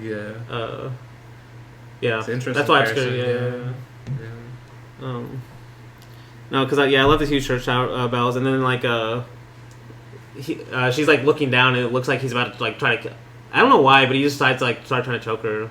I guess. Almost have to. And that's where she tries to run away, and then that's where we're kind of back in like the real time of the movie now. Yeah.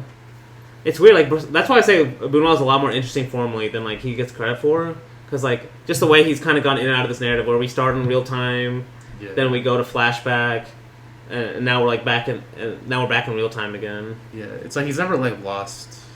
No, he keeps you very. Like, I think it should be fairly simple to understand what's going on too, for the most part.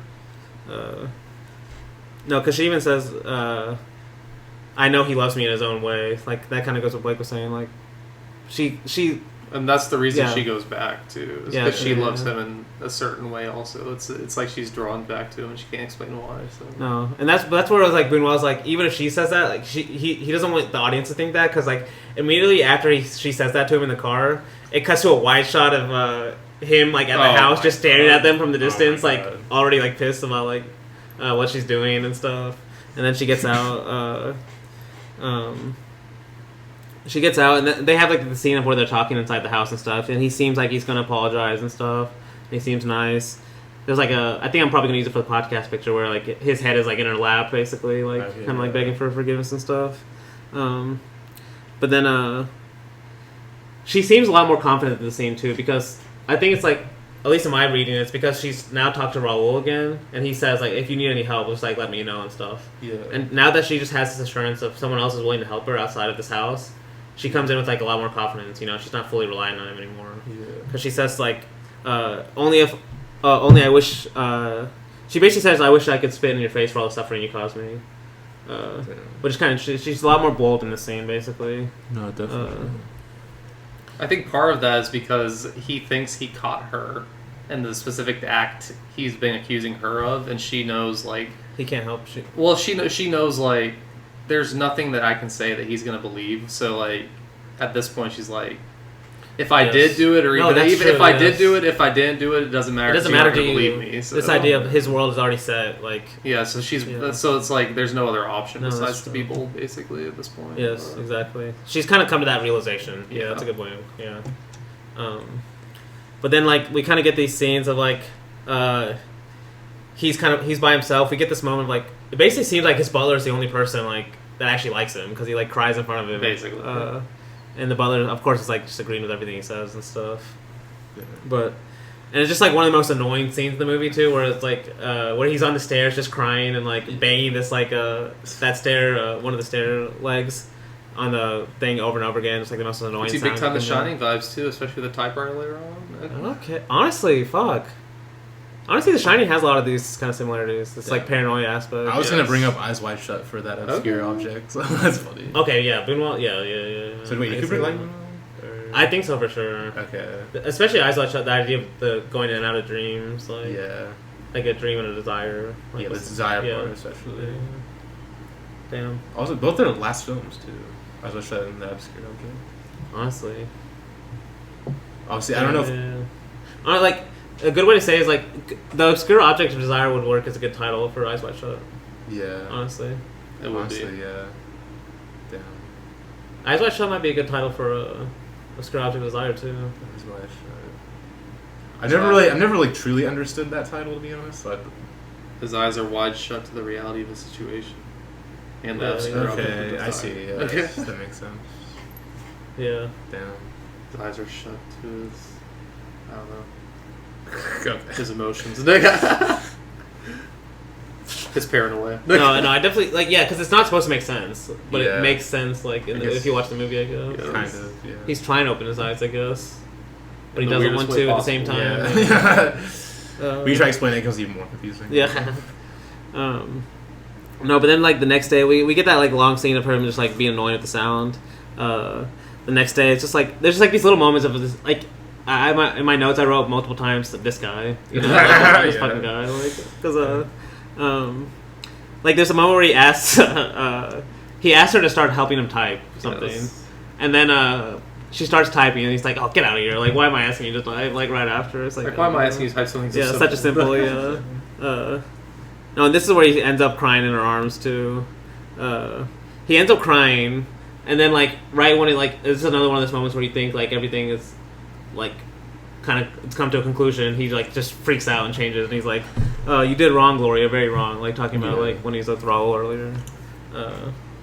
And then, like, there's the scene with the rope that I was saying. Yeah. Where this one was like, it feels a little Fritz Langius, especially with the way he's, like, walking with the hangman noose, like, or with the rope across the hallway.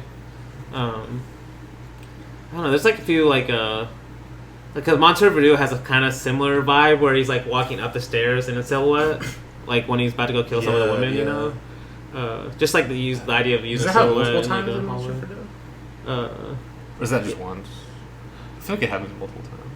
I know it happens once for sure when he kills someone, and then once where he's trying to kill the lady that he can't kill. The Yodel. Yeah. That's the only way I know She's about great, her. Yeah. Well, it might happen a couple times, but yeah, basically that idea of, like, using a silhouette to, like, show death in a way. Grim Reaper. Yeah, the Grim Reaper. Yeah, but at least, like, it's Bunuel though, so he's a failed Grim Reaper. You know? He, like, fails right away. Like, he's bad at his job. Yeah, like, she starts screaming. He panics. He, like, drops the rope, and he has to come back and get it before he goes and hides off in the room. He thinks, like, hiding's gonna help too, because, like, everyone's gonna know who it is. Like, he's like, exactly. It's so stupid. No, it's like, it's also one of the funniest shots too. In the next cut is, like, he's, like, face down on the bed, like, half, like, just, like, depressed. You can tell he's like super depressed, just like half on the bed, half off. No, yeah. I guess like the last kind of set of the movie is this is where he's just, you can't deny that he's just crazy as a person. You know, like it's not the internals become external too in a way, because which might be why I prefer obscure. It's like it's a lot more obvious. It becomes a little too obvious for me, I think. I can't say that because I love this church scene. That's I'm not saying it's like, I'm just saying like I just prefer the way obscure object. It's not like bad, but it's just like I prefer the way which obscure object. It's not like. But I kind of like the idea. I think the progression is much more like. We've been talking about the idea of like seeing, like we can't help seeing ourselves and others in a way, especially if this crazy like when he's following that random couple. Yes. But he can't help seeing it's. He thinks it's them. Yeah, but it's like it makes so much sense in a way. Like if you're that obsessed about this situation, like he can't help seeing them. You know, like any couple he sees going to church, all of a sudden it's Gloria and the guy that he's cheating with or something. Yeah. But just like, and then when he follows them too, it just I already talked about the scene earlier, but like the laughing is just so perfect because he keeps the sound the same, so the laughing stays even when they're silent. So that even makes it feel more internal. Like the laughing is going on in his head, but then it starts changing. Like it cuts suddenly from the church people laughing to they're silent again. They're laughing, they're silent, and then it's just a really good visualization of his inner world and how it's like basically it's broken to his external world. So. How it's basically broken, yeah, exactly. No, and then it's just the funniest shot where he's like in close up, like yelling, like mad at the priest, and then because it's so the way it's shot too. This is where it's like Bunuel is like such a master because it's like close ups of Francisco, where he's like yelling, getting mad at the priest, but then when he actually goes to attack him, he cuts to just like a wide shot where it's like filmed like a documentary almost, where it's like the audio is not even that good, like it just like all of a sudden he's like tackling the priest, like it's like filmed the exact opposite way, you know, where you're not supposed to be invested all of a sudden anymore, where he's just like purely crazy at that point. But yeah, and then that's kind of ends with that. Basically, how the movie ends. He tackles the priest. And then we get this like last kind of epilogue, you could say in a way. You know? Gloria, he does end up being right, but it's like it's just so crazy because the fact that he ends up being right, but it's because of him. You know, it's like because of his events, the events that he thought was always going to happen. Yeah. So you could say in a way like fate still happened, like. But he just doesn't see that he played such a big part in it. You know, like, it's like his whole his whole thing of like. History has proven me right, and I was just like, this fucking guy. But see, yeah, he sees himself as like a detached like guy, like it was going to happen no matter what. Where it's like he was like a huge cause of it in a way. No, he was just, in his mind, this is what was happening. Yes, exactly. But it's like it did happen, but only because of what he did. Yes, but he doesn't see it like that. Yes, you know, let's freaking this guy. No. Yeah, and let's read the quote. Time has proven my point, but what does it matter? The real piece is here. But then we know he doesn't believe that because, like, the way it's like he just has that kind of resentment of like he has to be right. You know, he's right still, and like, well, he looks like the Grim Reaper in this part. No, it's like the most. It's a very kind of like ambiguous ending in a way where he's just like wandering back and forth to this like tunnel in the distance, like almost like he can't escape from his own mind. Yeah, he can't. Yeah, even in this like. Because normally if you get like an epilogue where someone's a monk 5 years later, you think, oh, they've come to peace or something about their situation. It's like, no. It's even worse. But yeah, that's L. Great film. Yeah, title's very efficient too. Only 2 letters. Honestly, wait, what does that mean actually? I don't know. Wait. We'll be back after the break to tell you what that means and to review the obscure object of desire.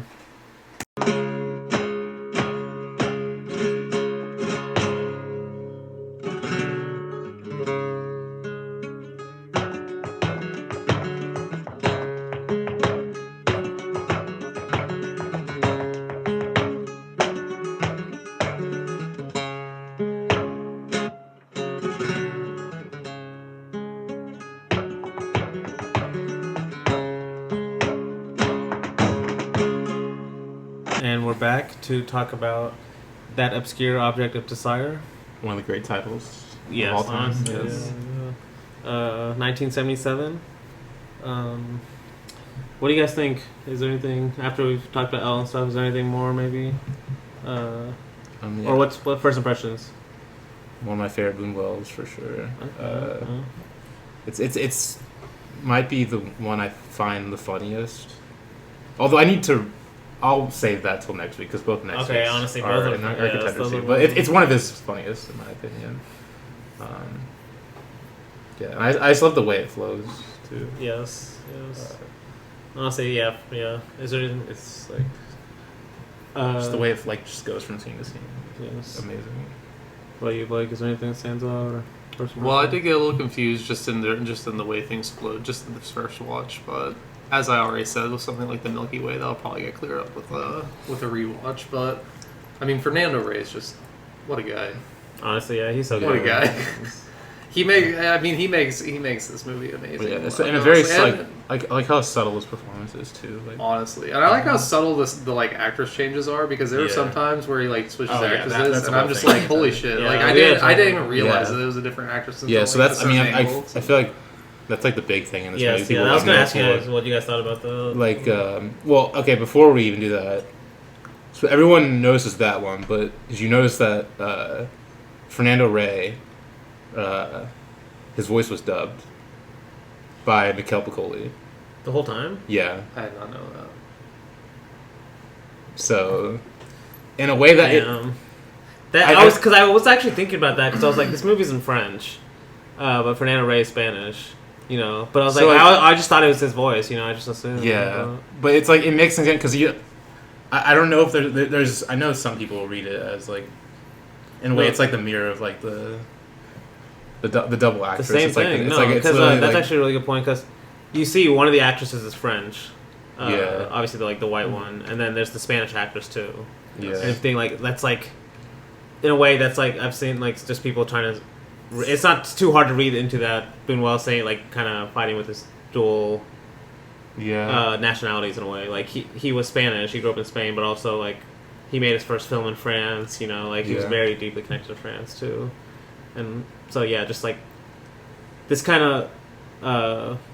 This was another thing that they mentioned in terms of like Bunuel's an idea of Bunuel's surrealist repetitions is this idea of going back and forth between these two identities without ever coming to a closure of like, oh, this is one, you know. Yeah. That's what I love about the use of the actresses, you know, like you kind of I think it was Blake that said like you see them as just as the same. You don't even notice the changes because they're so like, but you would think. You should notice the change. You know, it's almost like Yeah. a bad movie. Like you would notice in a bad movie all of a sudden if they change the actress, Yeah. right? But like the fact that he's just like, and the fact that they look so different too, and then he's changing back and forth. But you Yes. kind of just like that's why I kind of agree with Luke. The film flows so well because you kind of just buy stuff like that, just like so naturally Yeah. the way. He But films they it. still are distinct though. Yes. Like because like they Like, that, like so the what do you think that what do you think what are the distinctions now? personality of the two? Like the Mexican actress is more Spanish, like I think. or Spanish. Yeah, from Spain. Okay. Oh, that's not bad. Yeah. I fucked up there. It gets confusing because Bunuel was Spanish, Yeah. but he made movies in Mexico. But yes, she's like more like outgoing, more like she's much more Yes. upfront about what It does she seem feels, like that, while yeah. is the French actress. Yeah, she's French. Okay, yes, she's French. yes. Okay, and she's more like subdued about it, much Okay, more that's a good like point. calm. I would say. That's why I would think like, yeah, it's probably something like Bunuel saying these are almost contradictory aspects that he likes in people, in women, you know, Yeah. specifically maybe. Oh, that's like one. That's how I would read it. Though I did see that apparently this was like not even intentional. Well, apparently initially it was because like he couldn't get the actress Okay. to like film the whole movie or something. So then he just thought of this idea, Okay. Damn. which I That's mean, insane. I actually kind of believe it, but it's just the fact that it works so well. Yeah, like It fits so perfectly this idea of like, because It's chance. what? I said it's chance, but there's No, no no, no, chance. no, it's not chance. Well, we I'm- know we subconsciously know Well, this. honestly, I'm glad you said that because basically the main thing I wanted to point out before we got into the movie was literally that quote. Subconsciously, we know there's no such thing as chance because there's a. This is from David Hume. Let me just read this. The quote: "Though there be no such thing as chance in the world, our ignorance of the real cause of any event has the same influence on our understanding." Which is kind of crazy. Yeah, like yeah. that's basically what that same quote is. Subconsciously, we know there's no such thing as chance. It's like deep down, we kind of feel this kind of fatalistic aspects to our lives. Yes. But on the surface, as we're watching it, you know, it's like we see chance everywhere. You know, Yeah, that's why that Hume quote kind of was like, damn, Hume's a Bunuel fan. Okay. I mean, he was dead, but No, yeah, I was kidding. No, it's the other way around. yeah. No, but it's just like the subtle ways where philosophy you can see is the influence on Yeah. films too. Definitely. But because I wanted to lead that to actually this is I mentioned their essay earlier, but by Babington and Evans. Let me just read the quote. And they're actually talking about two films. They're talking about Discreet Charm too, as well as this obscure object. But let me read it. Quote: "One of the pervasive ironies of the film is that while so many of the characters dream, and even more, and are interested in recounting their dreams, there's that one is talking about Discreet Charm. But then he's also mentioning how Don Mateo in Discreet Object has an equally burning desire to tell what is, after all, a humiliating tale about his frustrated love for Conchinita to his fellow passengers on the train Obscure Object. That in private or in public, they remain totally oblivious to the forces and meanings released in them." So basically, like, he's basically saying how, like, especially in Obscure Object, it's so funny how, like, he seems so excited to tell this, like, tale of how embarrassing he is and stuff. Yeah. But yeah, he can't, like, we think he's going to learn something by the end, but then as we see, like, the movie just keeps going on the exact same, like, journey in a way. Exactly. You know? So it's like, in a way, like, the characters seem so excited to tell their dreams, and they're like, there's mishaps, but they can't see, like, why they're going on in the first place. Yes. You know? I kind of just love, like, just pointing that out in a way, you know? This is the idea of, like, subconsciously we know, like, everything's kind of set, but then in our heads, we kind of just, like, rationalize by saying it's chance in a way. Yes. But yeah, just one more thing I want to point out was, like, this is by Vincent Canby. He points out how, like, well, basically, we see these moments in the movie where, because I mentioned earlier how surrealism was about both the political side as well as the psychological side. Yeah. And you can say most of this movie is about just kind of that psychological aspect, desire, there's the still personal, political. Well, but that's what portion, that's what I'm saying is he mentions how basically how the outside world continues to impinge on the consciousness throughout the movie. Yeah. And we get these, like, little moments that are great of just, like, The terrorists. the terrorist in the attacks, background. yes. The Revolutionary Army for Baby Jesus or something. No, let me read the quote. So he says, quote, "One of the aspects of the film that makes the obscure objects simultaneously so cockeyed funny and so mysterious is the manner in which the outside world keeps impinging on the consciousness of Mateo, whose only Mateo. How do you say that? It's Mathieu.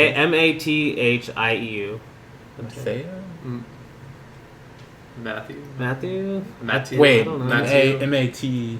Hieu. Matthew. Oh, yeah, that's Matthew. That's Matthew. Matthew. Okay, Matthew. Matthew. Something like that. Okay. Yeah, similar to that. Whose only wish is to possess now and forever the willful, headstrong Conchinita. So basically saying, like, how, like, even though the personal characters, he's so entrenched on just this one desire in a way, even that desire can't be explained because of just, like, this outside world, you know, that keeps impinging on it. And just the different funny ways that happens. Because he says later on, the two faces of Conchinita simply indicate to Matthew's mounting confusion and frustration as he pursues his love through a contemporary world in which a fly in a martini is scarcely any more or less momentous than in the attempted assassination of the Archbishop of Siena.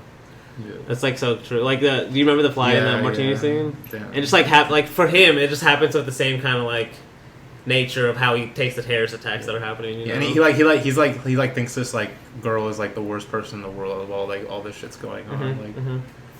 It's like no, there's also a really funny moment I'll point it out later too, but where, like, even society itself starts to take the terrorist attacks less seriously because he's reading the newspaper. He opens the front page. He opens the front page, and then we see on, like, the third page in kind of, like, a lower font, it says, "Oh, terrorist attack, 290 people dead." Like, like, it's not even front page news anymore. Even for the world they live in, it's like, damn, that's, like, super relatable.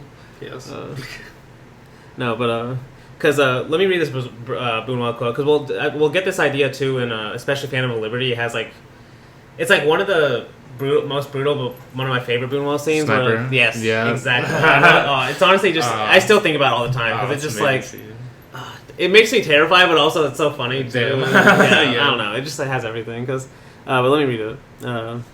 Bunuel suggests that in addition to emphasizing the irreducible and ultimately unknowable differences that exist between human beings, the obscure object of desire, quote, insists upon maintaining a climate of insecurity and imminent disaster, an atmosphere we all recognize because it's our own. It's like, damn, that's so true. Like, even, like, I hate being that guy that's like, oh, it's even truer today than it was back then. But like, because I'm not saying that's true, but I'm saying we can equally in a way feel that same kind of same thing he's feeling of like, we're just always made to feel insecure. You know, like something's always about to end. Like, it's true to a degree. You know, like that's just kind of the world we live in. Like this, sort of like what news channels do. Like, they can't just report like things are fine all the time. Like, can things ever be fine? Exactly. Yeah. No. That's Also. Yeah. Yeah. And then he kind of points out how Ian Olney says how he reads how the acts of terrorism and the external are kind of like a violent exteriorization of like the internal tension he's feeling in his relationship with Constantine in a way. Damn. Okay. It's like it's kind of like you kind of see these parallels throughout, like especially how they happen all of a sudden in certain moments. Yes. Like even though how the film ends. Yeah. But that's basically. Yeah, that climate of imminent disaster is like such a good feeling. Like I think, especially Phantom of Liberty will have that. No. You can tell he's trying to break, like, or at least point that out. You know? It's so crazy. Just like at the beginning, like there's like it just all of a sudden just like he's like walking outside and then like cuts to like a person turning the keys in the car and the car blows up. Yes. It's like out of nowhere and then you're like wait, is that him? And then he's like in the car and they're like, oh, terrorist attack, let's just go turn around, go to the airport. Like, whatever. We're late. Yeah, we got to go. Like the way they handle it. Yes. Yeah. No. But yeah, we're basically we can go ahead and start. The movie starts. It's like it's so weird. He's like buying train tickets. He has to go buy them for a different day. That also makes me now. I'm thinking about it. Kind of makes it seem like chance in a way because they say first the day he wants to get it is a book, so he has to buy it for the next day. And he's like okay, but that's when he sees the woman. Or is that woman following him? Which woman? When he dumps the water out at the beginning. Oh, she's following him because she's looking him, for him. yeah. Probably. She was looking for him. Yeah, she is. But okay. Because I'm wondering why he puts this all. Why does he need the scene of him not being able to get the tickets on the original day he wants? You know, he's at least trying to emphasize. I thought it was some kind of idea chance, but I'm not sure why. But anyway, we come home. He's like at the butler. Like, it's just like I actually don't know exactly what he means by this bleeding thing. Like with her clothes, we see that she's ran away again. Okay, yeah. And then there's like blood on the clothes. Well, it's just foreshadow. I think it might just be like because Yeah. this is the aftermath of him beating her up at the end. Oh yes, which is one of the funniest scenes of all time. No, damn, damn, Luke. Not okay. I know. Well, yeah, out of context. Yeah. Like no, because I know what you mean. Because especially like what's happened before and everything. just the fact that it just just in context of the movie it is. Yes. It's obviously like if I explain it like right now, it's gonna be like what the fuck, that's fucked up. Luke loves woman beating. Okay.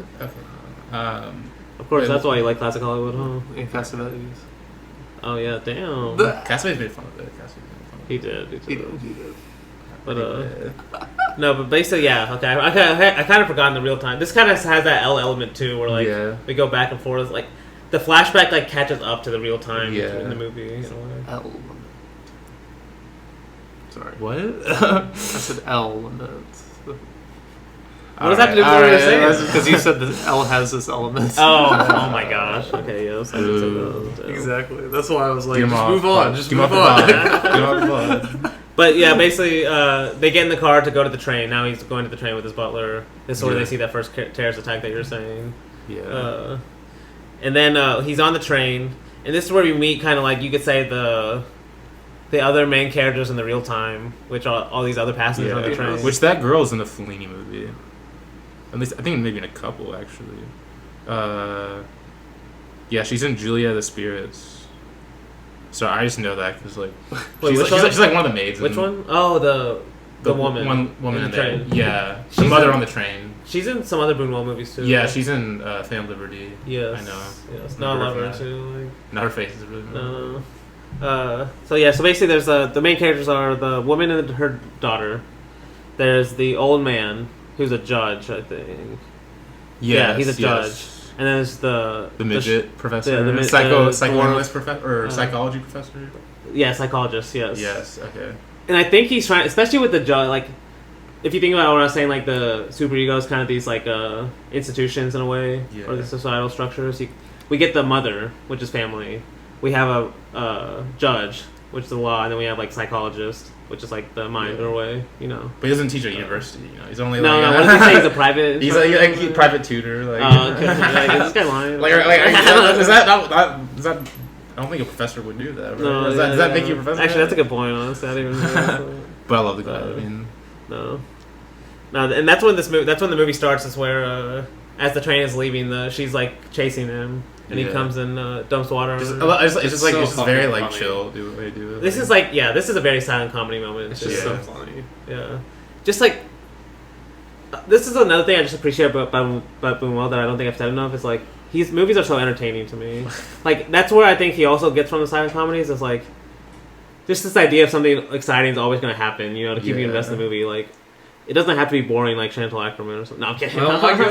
I'm kidding. I haven't seen the movie, so you know I'm lying. Obviously, I'm just saying, but you see what I'm saying though. Like people with like the way I talk about Bunuel, sometimes he might be like. I might talk about him like too intellectually and stuff, but he's like a very exciting, like, just like fun director to watch. You know, like a silent comedy. Like, I mean, this one is like at its most basic in a way. It's like literally just dumping water on a person. Really. But I love how it comes back later. I love how like it's like kind of revealed that like the other passengers were looking at it too. Like, while it happened. Like you don't see it initially, but like when he goes in the cabin, they also go in it's very implied because like they're very silent. It's like there's awkward silence because like no one like. The girl's the mother's horrified, like mad at him, why the fuck would you do that? Well, they're all. It's like everyone doesn't want to say. I see it more just like shocked. They're all just kind of like, they don't want to say it. Yeah, and then the kid is the only one that wants to say it. Yeah, I think so good. I think he's making a point about that too. Like the adult thing in the room is like no one's asked to write what everyone's thinking, and then of course the kid has to be the one that actually gets the film started. It's the truth of the matter. Yeah, she's the one that gets the film started, which is. There's another moment with the kids later on that I'll mention. I love when the kid like says it and then like Mo's like everyone's like whoa, like Mo's like whoa, and then they immediately start asking questions. No, they didn't even join in. No, because he's like oh no it's okay, and then they're like oh then now they're like okay now it's out.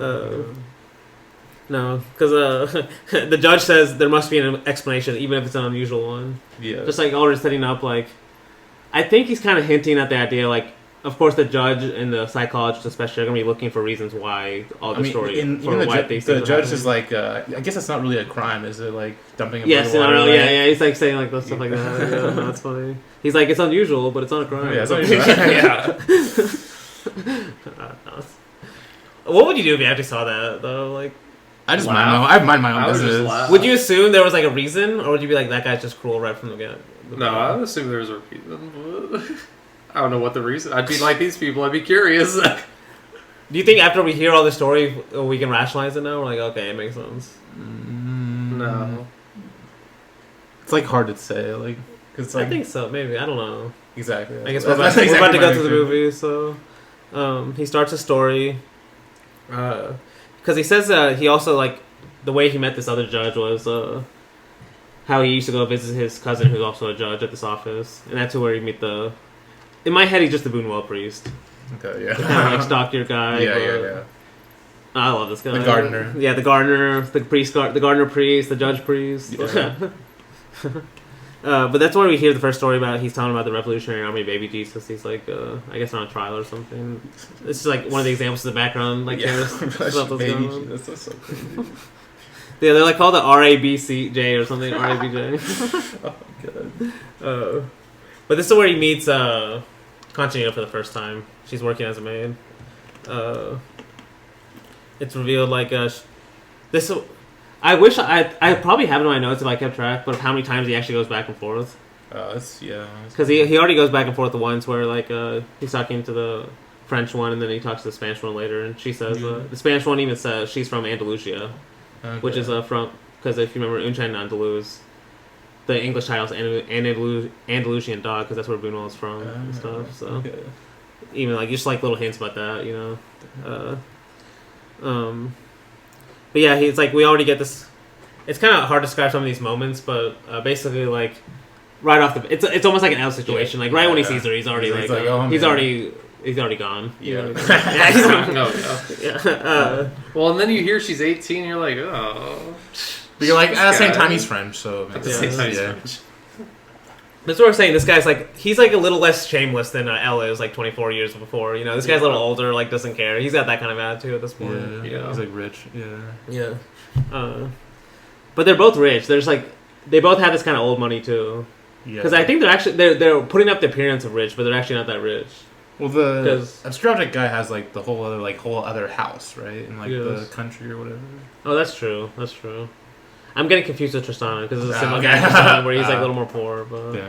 he still has that aristocratic kind of sensibility and stuff. Yeah. But we get the first time where he basically she leaves. This is the first time she leaves him. Okay. I think it's because she said she went too far or something. Exactly.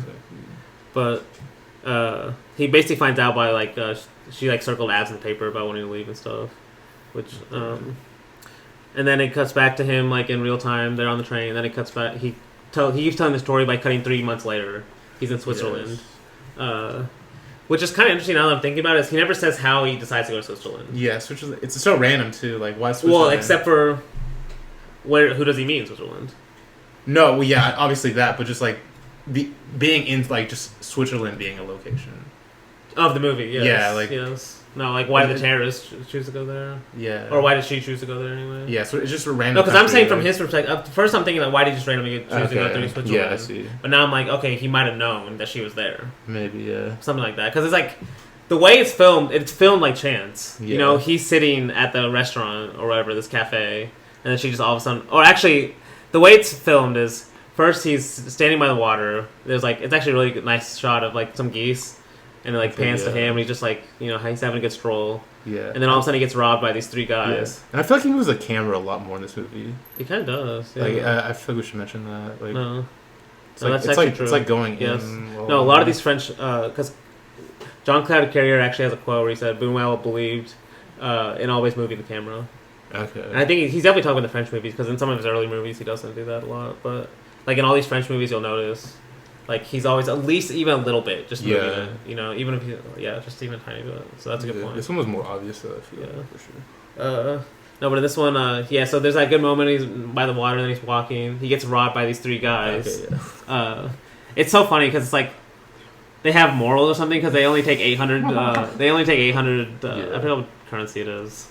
What's French currency? Francs. Francs. I think it's 800 Francs. francs. Oh, it's Switzerland though. Swiss.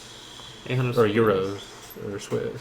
It's 800 something, I think. But anyway, they're like, we don't want any more. He's like opting the rest. He's Like we only need 800. Yeah. But you're like, okay, that kind of puts you on their side for a little bit. But then they run off, and then he's like eating at the restaurant, and then he sees her with those other guys, I think. Okay, yeah. And then she comes to sit by some talks. So I'm like, this is the first kind of the moment of, is it just chance? Yeah. Or did one of them know that the other one was going to be there somehow, Yeah, and yeah. Because he never says, like, for any of these moments, really. Yeah, and she's like very much like this like guy's like fantasy, like Yes. ultimate like, virgin woman, apparently, according to her at least. Like Because at least like she tells him and like he believes it. Like that's like one of the reasons why he's like drawn towards her. No, that's definitely true. Like he's very much like the middle age fantasy, which is important. And I feel like in this movie, you see more of her taking advantage of it. You know, kind of it's more like a transactional relationship in a way. At least in certain moments, I can't tell for sure. Yeah, it's like it feels like really both. pin it down. But no, it's because later on with the scene where she goes home, where he actually gets her deported. Okay, and he's like, I'm gonna go to Singapore. He like he chooses a map randomly on the map. He wants to live by chance in a way, you could say. And he clicks. He hits Singapore. Yeah. But then it ends up with him going to the hometown, and that's when the psychologist's like, "Oh, it's obviously it's obviously why you chose that." Yes. So that's why I'm like, now when I look back at these previous scenes, I'm like, is that also happening here too? Yeah. Good where point. he chose Switzerland because he must have known somehow she was there or something. I don't know. But it ends with them talking again, where like he goes and visits her at her house and stuff. Okay. This is where like I guess they basically have a relationship. They're starting to have a relationship. Well, they kiss and then he like wants to do more, but she's like, no, that was just a friendly kiss. Like, and do you remember she has that box of candy? Okay. She just opens a box of candy, then it cuts to the train, and she's like, I was completely fascinated. Yeah. But then it cuts back to like they're. It's like one of the. It's kind of a foreshadow moment in a way, where like he's coming to visit her, where she's dancing for the guitar player. Yeah. Without him. Well, he hears the music first, then he walks in, and she dances a little longer. But it's like foreshadowing what happens later to him at the end of the movie and stuff. God. Oh my gosh, yeah. Because you can tell Bunuel, like, of course you're gonna like in your head you're just gonna think about that almost naturally, you know, like, oh, why is she like this guy's alone playing for her and stuff. Yeah. But then like nothing happens of it until like very later, like, and even then like it actually doesn't happen according to her, you know. Yeah. Damn. No, we'll get to that, but yeah, there's like basically just like there's multiple scenes of this, like that's why I think the movie's kind of simple because we just get this back and forth of he's almost gonna kiss her or he's almost gonna get what he wants, and then like in L it's almost like him the guy himself is stopping it, you know, through his paranoia and stuff. In this one, it's almost like she's stopping it, like almost every time, you know, where she's like, "Not now. If I give you, like you said that quote earlier, if I give you what you wanted, you wouldn't." Which I guess is a similarity between this and Discreet Charm. It's like every time he's about to do something, something happens. Yes. So I guess it connects those movies in a way. Really especially just that idea of repetition. Bunuel also just apparently there's like I know he has a quote where he said it. I just like where he liked repetitions in general. That idea of it because. Yeah, it's the opposite of that kind of climax, you know. Yes. But this is where I said earlier. It's like one of the funniest scenes in the movie where he's basically falling in love with her point, and this is very similar to Elle, where he wants to like kind of control her life at this point, her life. Yeah. But he's not conservative to the point where he wants to get married to her. You know, he wants to. He just wants a mistress. He still wants his freedom. Oh my God. So he's like, I want. It's so funny the way it's kind of. Shot too because he's like I want her to live with me, and then when the mother asks, oh, so you want to get married? Oh my God. You hear broken glass in the background, and then he's like, no, not for now, actually. And then that's when he's like, I propose she still lives here with me though, and when he says that, it cuts to a close up of a mouse getting stuck in a trap right at that moment. Damn. It's just like it's just like it's not he's not hiding it, what he's trying to say. But then this is where I was saying like it kind of feels like L2 where the mother you would think would be on the daughter's side, but then when the money he introduces the money he has, she's like all of a sudden she's on his side. She agrees to do it, and then he's like I need you to also help reassure her too. Like basically she's on his side now rather than trying to manipulate her. To get, and all it took was money. Yes, exactly. That's what it feels like L2. But then like it cuts to where she's run away again because she says you tried to buy me. Yes, yeah. Well, that's why whenever you're like watching the mouse trap, you don't know who's the mouse that just got trapped because like you could easily say it's him as the method. Well, in that moment, you think it's obvious that he's yes, but then later the movie goes is like it feels like who's caught and who's trapped. Yes, exactly. It feels like he's why does that? It's almost like how a mouse has desires for cheese. It's like his kind of desire. It's his desire for exactly. Desire. Yeah, exactly. Yeah. Dude, I was just thinking like because I put in this is where we see the cousin judge again, the priest. Where it's like, especially in some of these later French movies, it almost feels like a little Ozo-esque the way he's like using similar actors for like different roles, but you can tell he wants you to think about. He still wants you to think about the priest in a way when you see this guy. Yeah. You know, even though he's a judge, right? Because they're playing similar roles in his head in like the context of this guy's the perfect face for it too. Oh my God. Yeah. He's the perfect like sleazeball like face. Yeah, but he's like in a good way, sleazeball. Yeah. Like in a lovable way. Like I love him as a sleazeball. But you know this guy's like not as what he seems. He looks like the clergy. you know this guy's like not as what he seems basically. Oh my God. Yeah, but I also believe he's lived a lot of lives too. Yeah, that's this is Ozu's. I mean, he's this a complicated guy. Bunuel's Shisha review. Would you say that's his like main actor? No, it's like Fernando Rey, Mikel Piccoli. Fernando Rey is probably the one. Like we haven't really even like gone through any of his Piccoli movies yet. I guess we're going to do 2 next week. 2 next week, yeah. Technically today's his voice is in this movie. So. Yeah, that's crazy. Now that you say that. Yeah, but But yeah, this is also the scene where he's like talking to the judge and the judge, where the flag gets stuck in the martini. Just like a kind of random moment, but just like I think it's just to show his character because when the flag gets stuck, what he says is he just says, "Oh, one fly less," I guess. Yeah. Insect too. Insect, Yeah. Bunuel insect moment. Yeah. But also that idea of like when he says one fly less, it's like you can tell that's how he feels about the terrorists too. Like almost the same kind of thing, you know. Yeah. Just like that's how he probably treats that kind of situation too. But that's where we see her working at the restaurant as like a co-rec person. Okay. Yeah. So this is where I'm like, this is another kind of moment where like, did someone know? Yeah. Yeah. Like it just feels like it's because they happen so often. It's like it feels like it can't be chance. You Yeah. start thinking of, does someone know something? Like It just happens so fast. Too. yeah. It's like, No, it does. Yeah. That's where they. This is where I think he like is most strict about what you could say his definition of desire is. Where he says, she says, "It's funny. I've been furious with you these past few months. I never wanted to see you again, but seeing you now makes me feel good." And that's where they decided, like, at least for another moment, decide to be a couple again. Yeah, it's like every time they like meet up, I feel like she's like, even if what happened before, she's like happy to see him for whatever reason. Yes. It just makes it more mysterious. Like Yes. you never know what they're gonna feel. I feel like, especially since there are moments where we can't tell if like she actually does really like him or if she's just taking like she's in a bad moment. Yes, it's so mysterious. Or she's in a bad that way. situation, so she's just trying to take advantage of it until Exactly. she gets what she needs, and then she can leave him again. Or sometimes it's like Bunuel saying it can be both. Yeah. You know, you like a person and then you don't like they're them, also and then you take convenient. advantage of the situation. Yeah. You know. Well, you can love someone, but also think they're like convenient. Yes, honestly. See, that makes it way more complicated, right? Yes. Yeah. Damn, that's a good point. Yeah, because remember when she even says in L, like, I still think he loves me, like, just like in his own way, in a way, you know. Yeah. But this is where like she comes back to his room, and I'm pretty sure this is the first time in the movie it's revealed that he was married 7 years ago. Okay. Because we see a picture of him and his wife. Yeah. It's kind of funny. Yeah, she's like, "Wait, you were married?" And he's like, "Yeah, 7 years ago."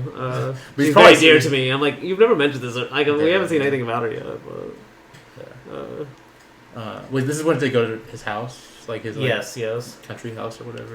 Okay. Yes. And then she's like, "I don't want to do it in this room." Yeah. So he's like, and "Okay, then- get the other room I ready." love how like long it And goes all on this too. is, Like it's like you would think at this point this guy's gonna notice yeah. that it's not happening for him. You know, like, give it up, bro. Like, stop holding on. because you remember this is actually the best reveal of it's not happening. Okay, yeah, I know. Where she actually she's like strips everything off. We actually get we see her topless. Yeah. But she like. And so you think it's finally gonna happen, yeah? And then and she sees the pants, like yeah, like the what are they like? Like it's like a chastity It's like a belt, chastity basically, belt, but it's like a yes. chastity underbill or undergarment. yeah, it's like It's just like nylon a lot. or It's something. just a lot of like knots and stuff. You can't tie it. yeah. It's like the most cruel way to do it too. The right so right funny. before where he's like mad that.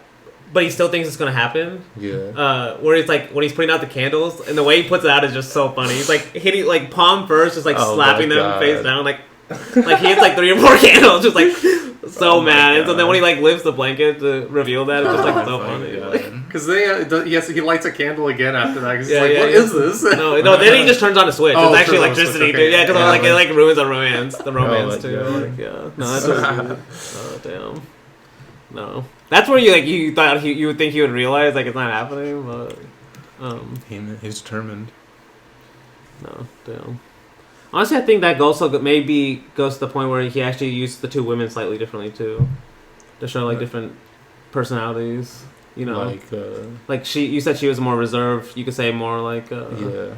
She even says once she's like a virgin. Submissive. Yeah. Like- Submissive, that kind of thing. Yeah.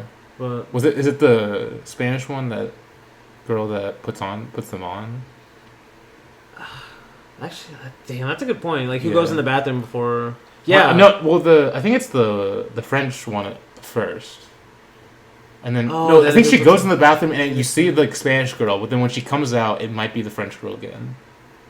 Yes. No, I think you're right. I think it's something similar to we that. see them both. Like yeah. But I think yeah. No, it's you're right. interesting. It'd be interesting because a lot of people have just said. I think Bunuel might have said he just like did it randomly when he switched them in now. Yeah. But Subconsciously. yes, exactly. That's actually also a Like- point. You know, yeah. it's like.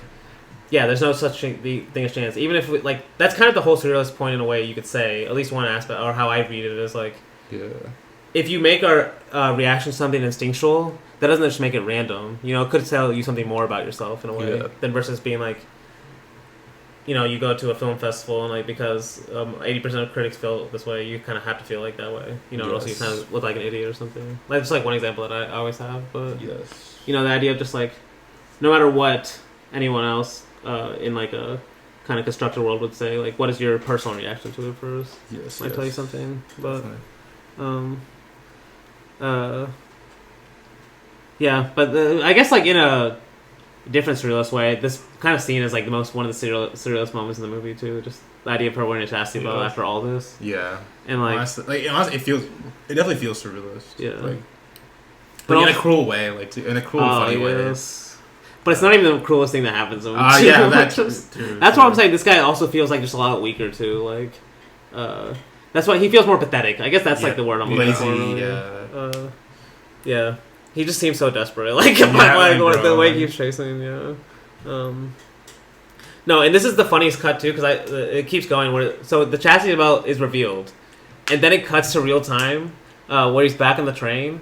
And there's like two kids also listening. Oh my god! And he literally turns to the kids while he's telling the story too, and he's like, because he's like, he's saying like, oh, how I struggled, and like the two kids are listening, and the mother's like, okay, you have to stop. The two kids are here or something. And then he's like, wait, but nothing I said was he's about to say nothing I said was wrong or anything, and she's like, no, but for the children of today, they can't hear that. I think he's basically trying to point out like this guy should not be having kids. Like no, like please. It's just such an amazing cut, like. You see this kid super invested in like him about to like have sex with this one for the first time. Oh my god. Well, and then doesn't like the girl just ask them to like lay down together in bed or whatever, like just like without like just like cuddling together in bed without like having. They sex. still stay in there. Oh, like I'm talking about like like during this next scene or like right after she puts the belt on. Yes. Like she. Like, I think it cuts back at where he's like still crying and stuff. Yeah, and then she wants. Them to just cuddle without doing anything, and like he gets mad again. Yeah, because he's like, because she says to him, "I don't like what I'm doing either. It's not me you want. It's not me you want, but what I won't give you. You just have to wait. It will happen bit by bit. You know I'm yours alone. What more do you want? Like she's almost saying like a joke. Like what more could you want? Yeah. Like it's so obvious. Oh my god. No, it's but then it cuts back to later. Like we're back in the kind of the story of that time. Yeah. Where he's talking to his cousin again, the judge, and because the judge is asking, why don't you just marry her then? And he says something. You see this point also in Tristana, but he says to marry her would be to surrender my last weapon. Yeah. Where like Tristana, he makes that point more about like the guy sees like marriage as almost like taking away his freedom and his passion of like true love or like natural love would be anyway. So that's kind of significant too. Like.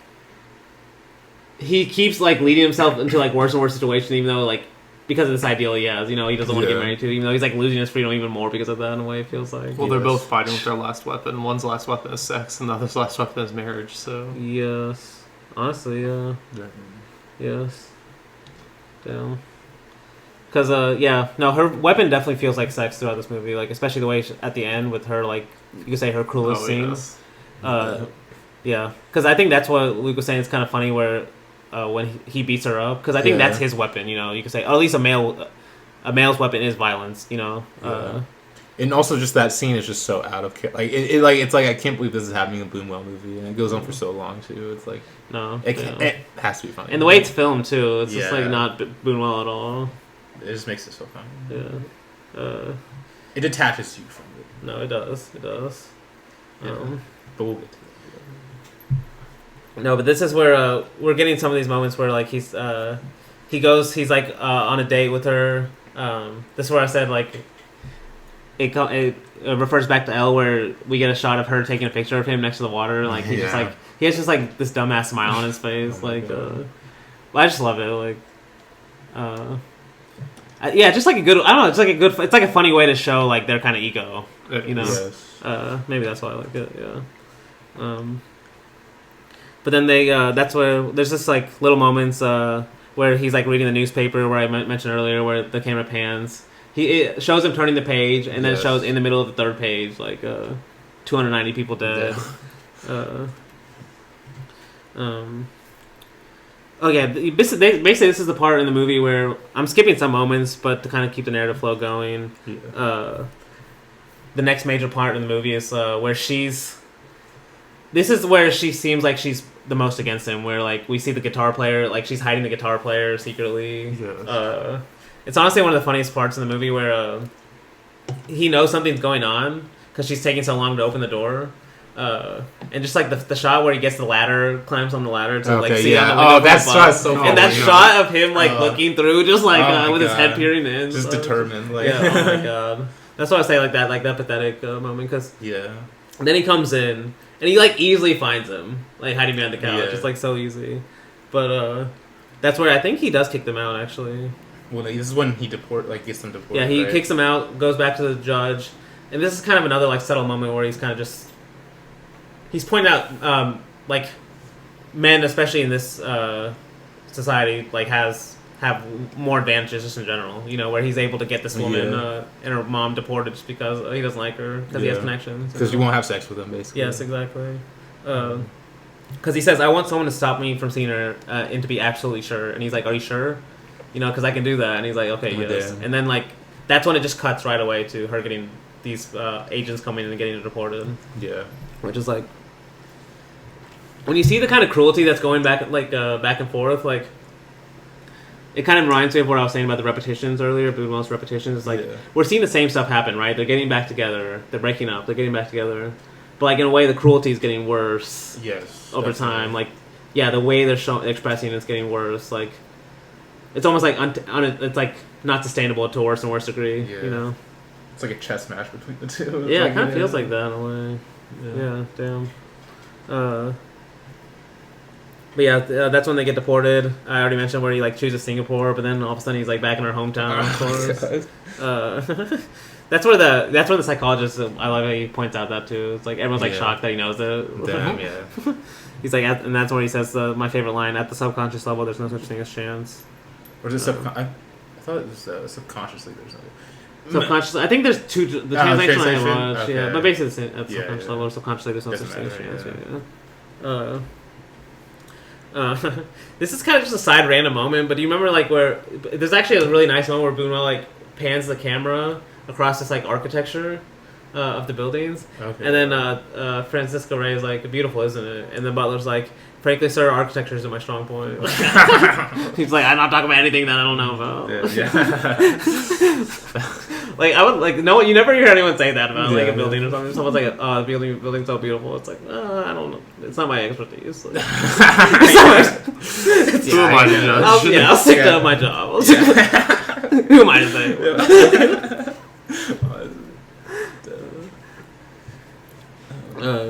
No, but damn, where am I? This is when they meet up, right in the country. Is this what they mean?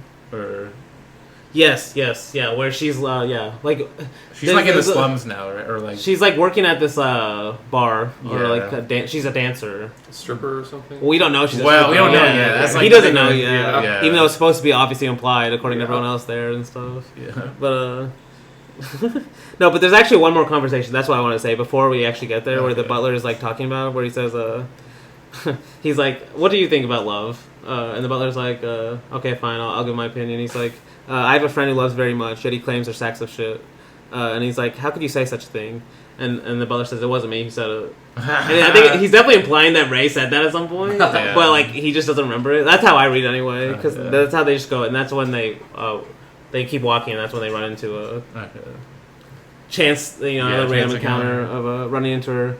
And he also uses bars multiple times at this point, where like the first time they meet is like she's behind bars talking to him. Yeah.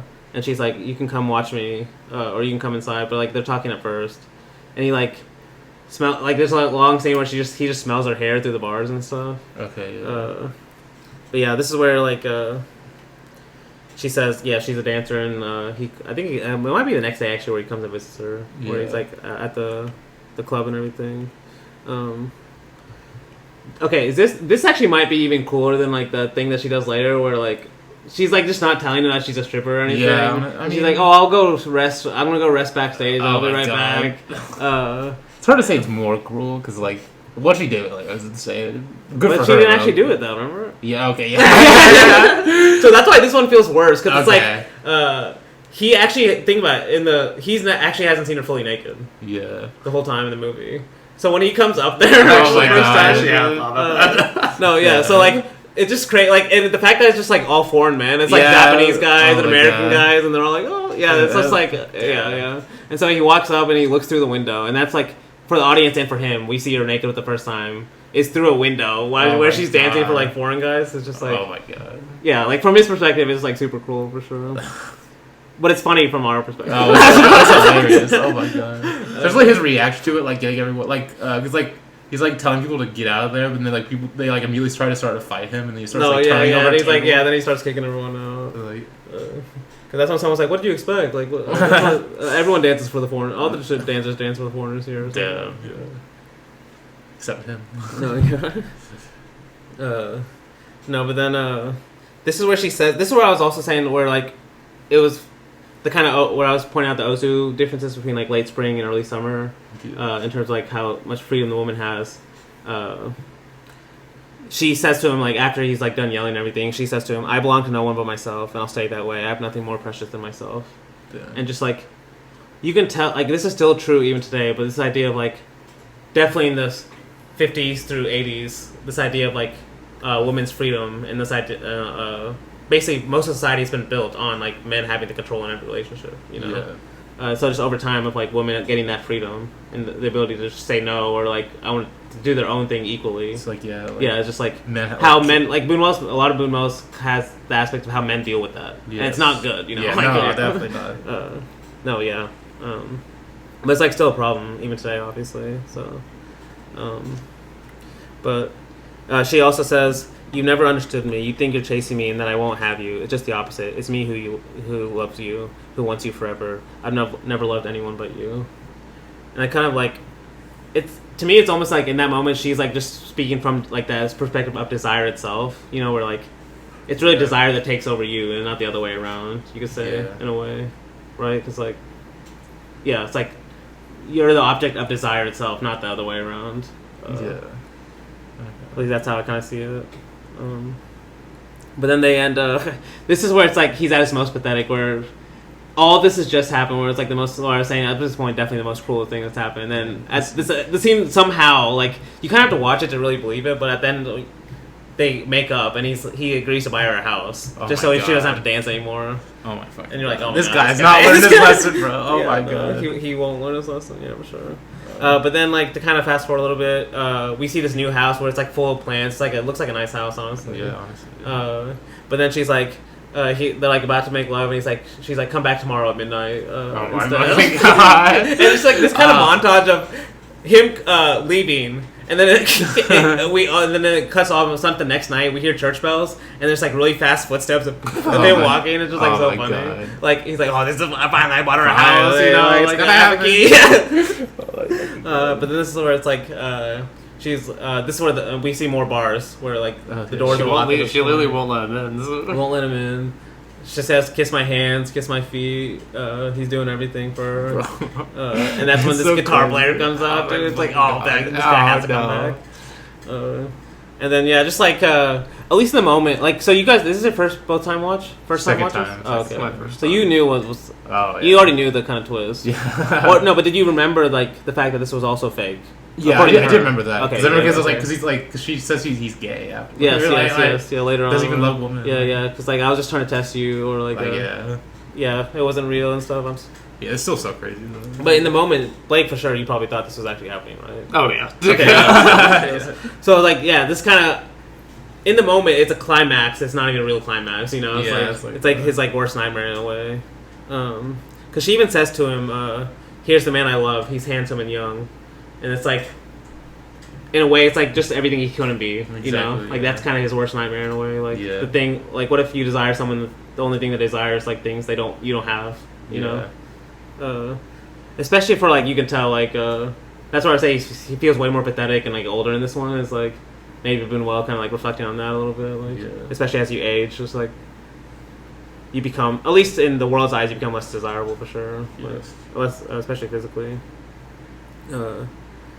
but but that's where like we get I can't. He might do it in another movie, but like the one time where he actually like goes out of focus, like where it's like it kind of like zooms in on his face where he's like at the bar is kind of just like angry, Down bad. Yeah, and then like the camera the kind of goes all out of focus on his face, and then he's like driving in a car, and then it kind of cuts back to like reminds you of the beginning of the movie because it shows you him in the car.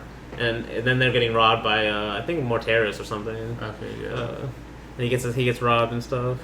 And then actually now that I'm thinking about it, it's very similar to the beginning of the movie because he gets robbed by these guys, and then he goes the next time we see him, he's at this restaurant, and that's where he meets her again. Oh my god, yeah. So it's like you think there's no way. No, you think there's no way. There's no way they can get back way. together, right? Like after what just happened. But actually, she says she actually came to see him because she says, after last night I came to see you if you died. I thought you loved me so much you might have committed suicide, which is like damn. Damn. Oh my god. It kind of makes you like, okay, at least he didn't do that. Yeah. But this is where he I think they go back inside, and this is where he starts beating her too. Like he gets, you could say this is him getting his revenge, I guess. Like Or just, I guess. To me, it was like more showing like she used her power of sexuality over him in the last scene. Yeah. You know, like this is kind of the male version of their power. You know, it's just like just pure violence. You know, but yeah, he beats her, and then that's where she tells him. The scene's long. She was like, yeah, it goes on too. Yeah, it's kind of uncomfortable a little bit. That's why I was like, you're like, it's kind of hilarious. Funny. It's still funny though. It's like the funniest joke of the movie. No, I'm kidding.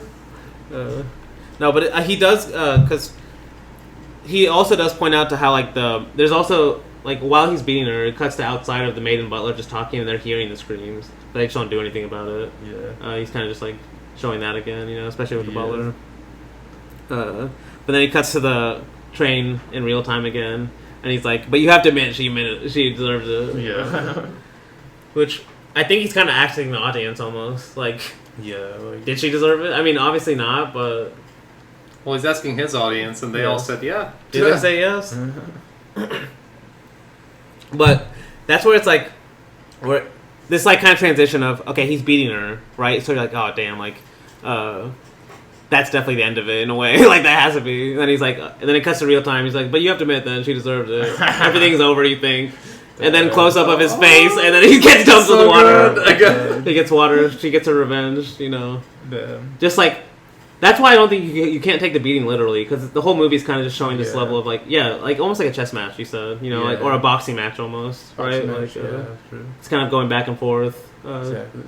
Yeah, and that's where it becomes the most like surrealist in a way again, where it repeats the joke and also. It's just his face too. That close up, his like just dumbfounded look of his face, like before he gets hit. It gives you the audience the second to laugh before it actually happens too, because you know what's gonna happen. Yeah, you're like it surprises you, but you know what's gonna happen. It's like, oh my gosh, of course. And then even after that, but then it cuts to like he gets splashed, and then it just cuts to train shot, just crowd shots of everyone leaving. Yeah. We don't see them, but we see the rest of the people leave. It just like. Almost like documentary like footage of people leaving the train. Yeah. And so we think, okay, is it over and stuff? Nope. They're back to they're back together. They're just walking off. They're walking together, and they go to I think they go to a mall. Yeah, they go to the mall, and that's what the movie ends really where I don't know what there's like they're like looking at stores and stuff. And there's a store where he just hangs on where he sees like a bloody I don't know, it's like a bloody dress or something with this woman. This is where like I don't know exactly what he's trying to say with this like bloody dress that this woman in the store window is like sewing up. He's just like staring at it for a long time, and then or it's like trying to sew back together, like like her or just like his love for I don't know. Because they're like walking through. It's like it's supposed to also emphasize that idea I was saying of like how the outside world like is kind of impinging on their consciousness because they're shopping. It's like it's honestly it's kind of funny. They're shopping like everything's okay, but if you listen to the speakers, like they're just talking about the terrorist bombings and stuff. One of them even says, quote, "These senseless and incomprehensible bombings are meant to disrupt our society and spread total confusion." And then that's almost like a surrealist idea in itself, just that idea of like to disrupt society, you know? Yeah. But it's like, of course, in this setting where both of them are like shopping, you know, even like caring about it. No, but that's why I still don't understand this last shot, like because she gets mad at him for like staring at it, and then he chases her, and then the movie there's an explosion in the foreground, and that's how the movie ends. God. Yeah. So I still don't know exactly how to explain the ending, but maybe like sewing back together the relationship, even though it's like trying to sew back the pieces of the relationship still. Maybe, yeah. It's a bloody dress, like even like. But then why this explosion? Explosion, I have no idea. Outside world caught up to them. Yeah, I think so. Like, this is just another story, you know, like this. Yeah, like random people die in these terrorist bombings. You know, there's like 2 random people you could say in a way. But have you seen Zabriskie Point? Oh yeah, I love it. You remember the explosion at the end of that? One of the all-time It greats. kind of reminded me of that a little bit. Yeah, honestly, maybe Because there's that personal story going on, like with like, all this like degradation of society in the background kind of thing. Yeah, and it's like it's like the destruction of everything. Yeah, like yeah. all like the stuff Antonioni hates about America. Yes. Especially this last scene with the mall and stuff too. Because actually, it's Risky Point. The Antonioni originally wanted the ending to be after that a plane in the sky, spelling out like with the trails "fuck USA" or something like that. Oh my god, this guy. Like he was. I mean, that doesn't seem like him though. The movie That's already okay. wasn't very subtle. But that doesn't seem like him though. Yeah, it's interesting. He wouldn't be that. But Surrealism is kind of his most obvious movie in a way, like his most it non-subtle. is, yeah. Which I mean, I love that movie, so I think it works. But yeah, that's Obscure Object and Zabriskie Point. No, I'm kidding. But it is one of my favorite movies. I loved it more this time watching it. But yeah, next week we will be doing The Discreet Charm of the Bourgeoisie and The Phantom of Liberty. 2 of his best. 2 of his best, 2 of my favorites. But yeah, until next week, hope to see you floating through the clouds.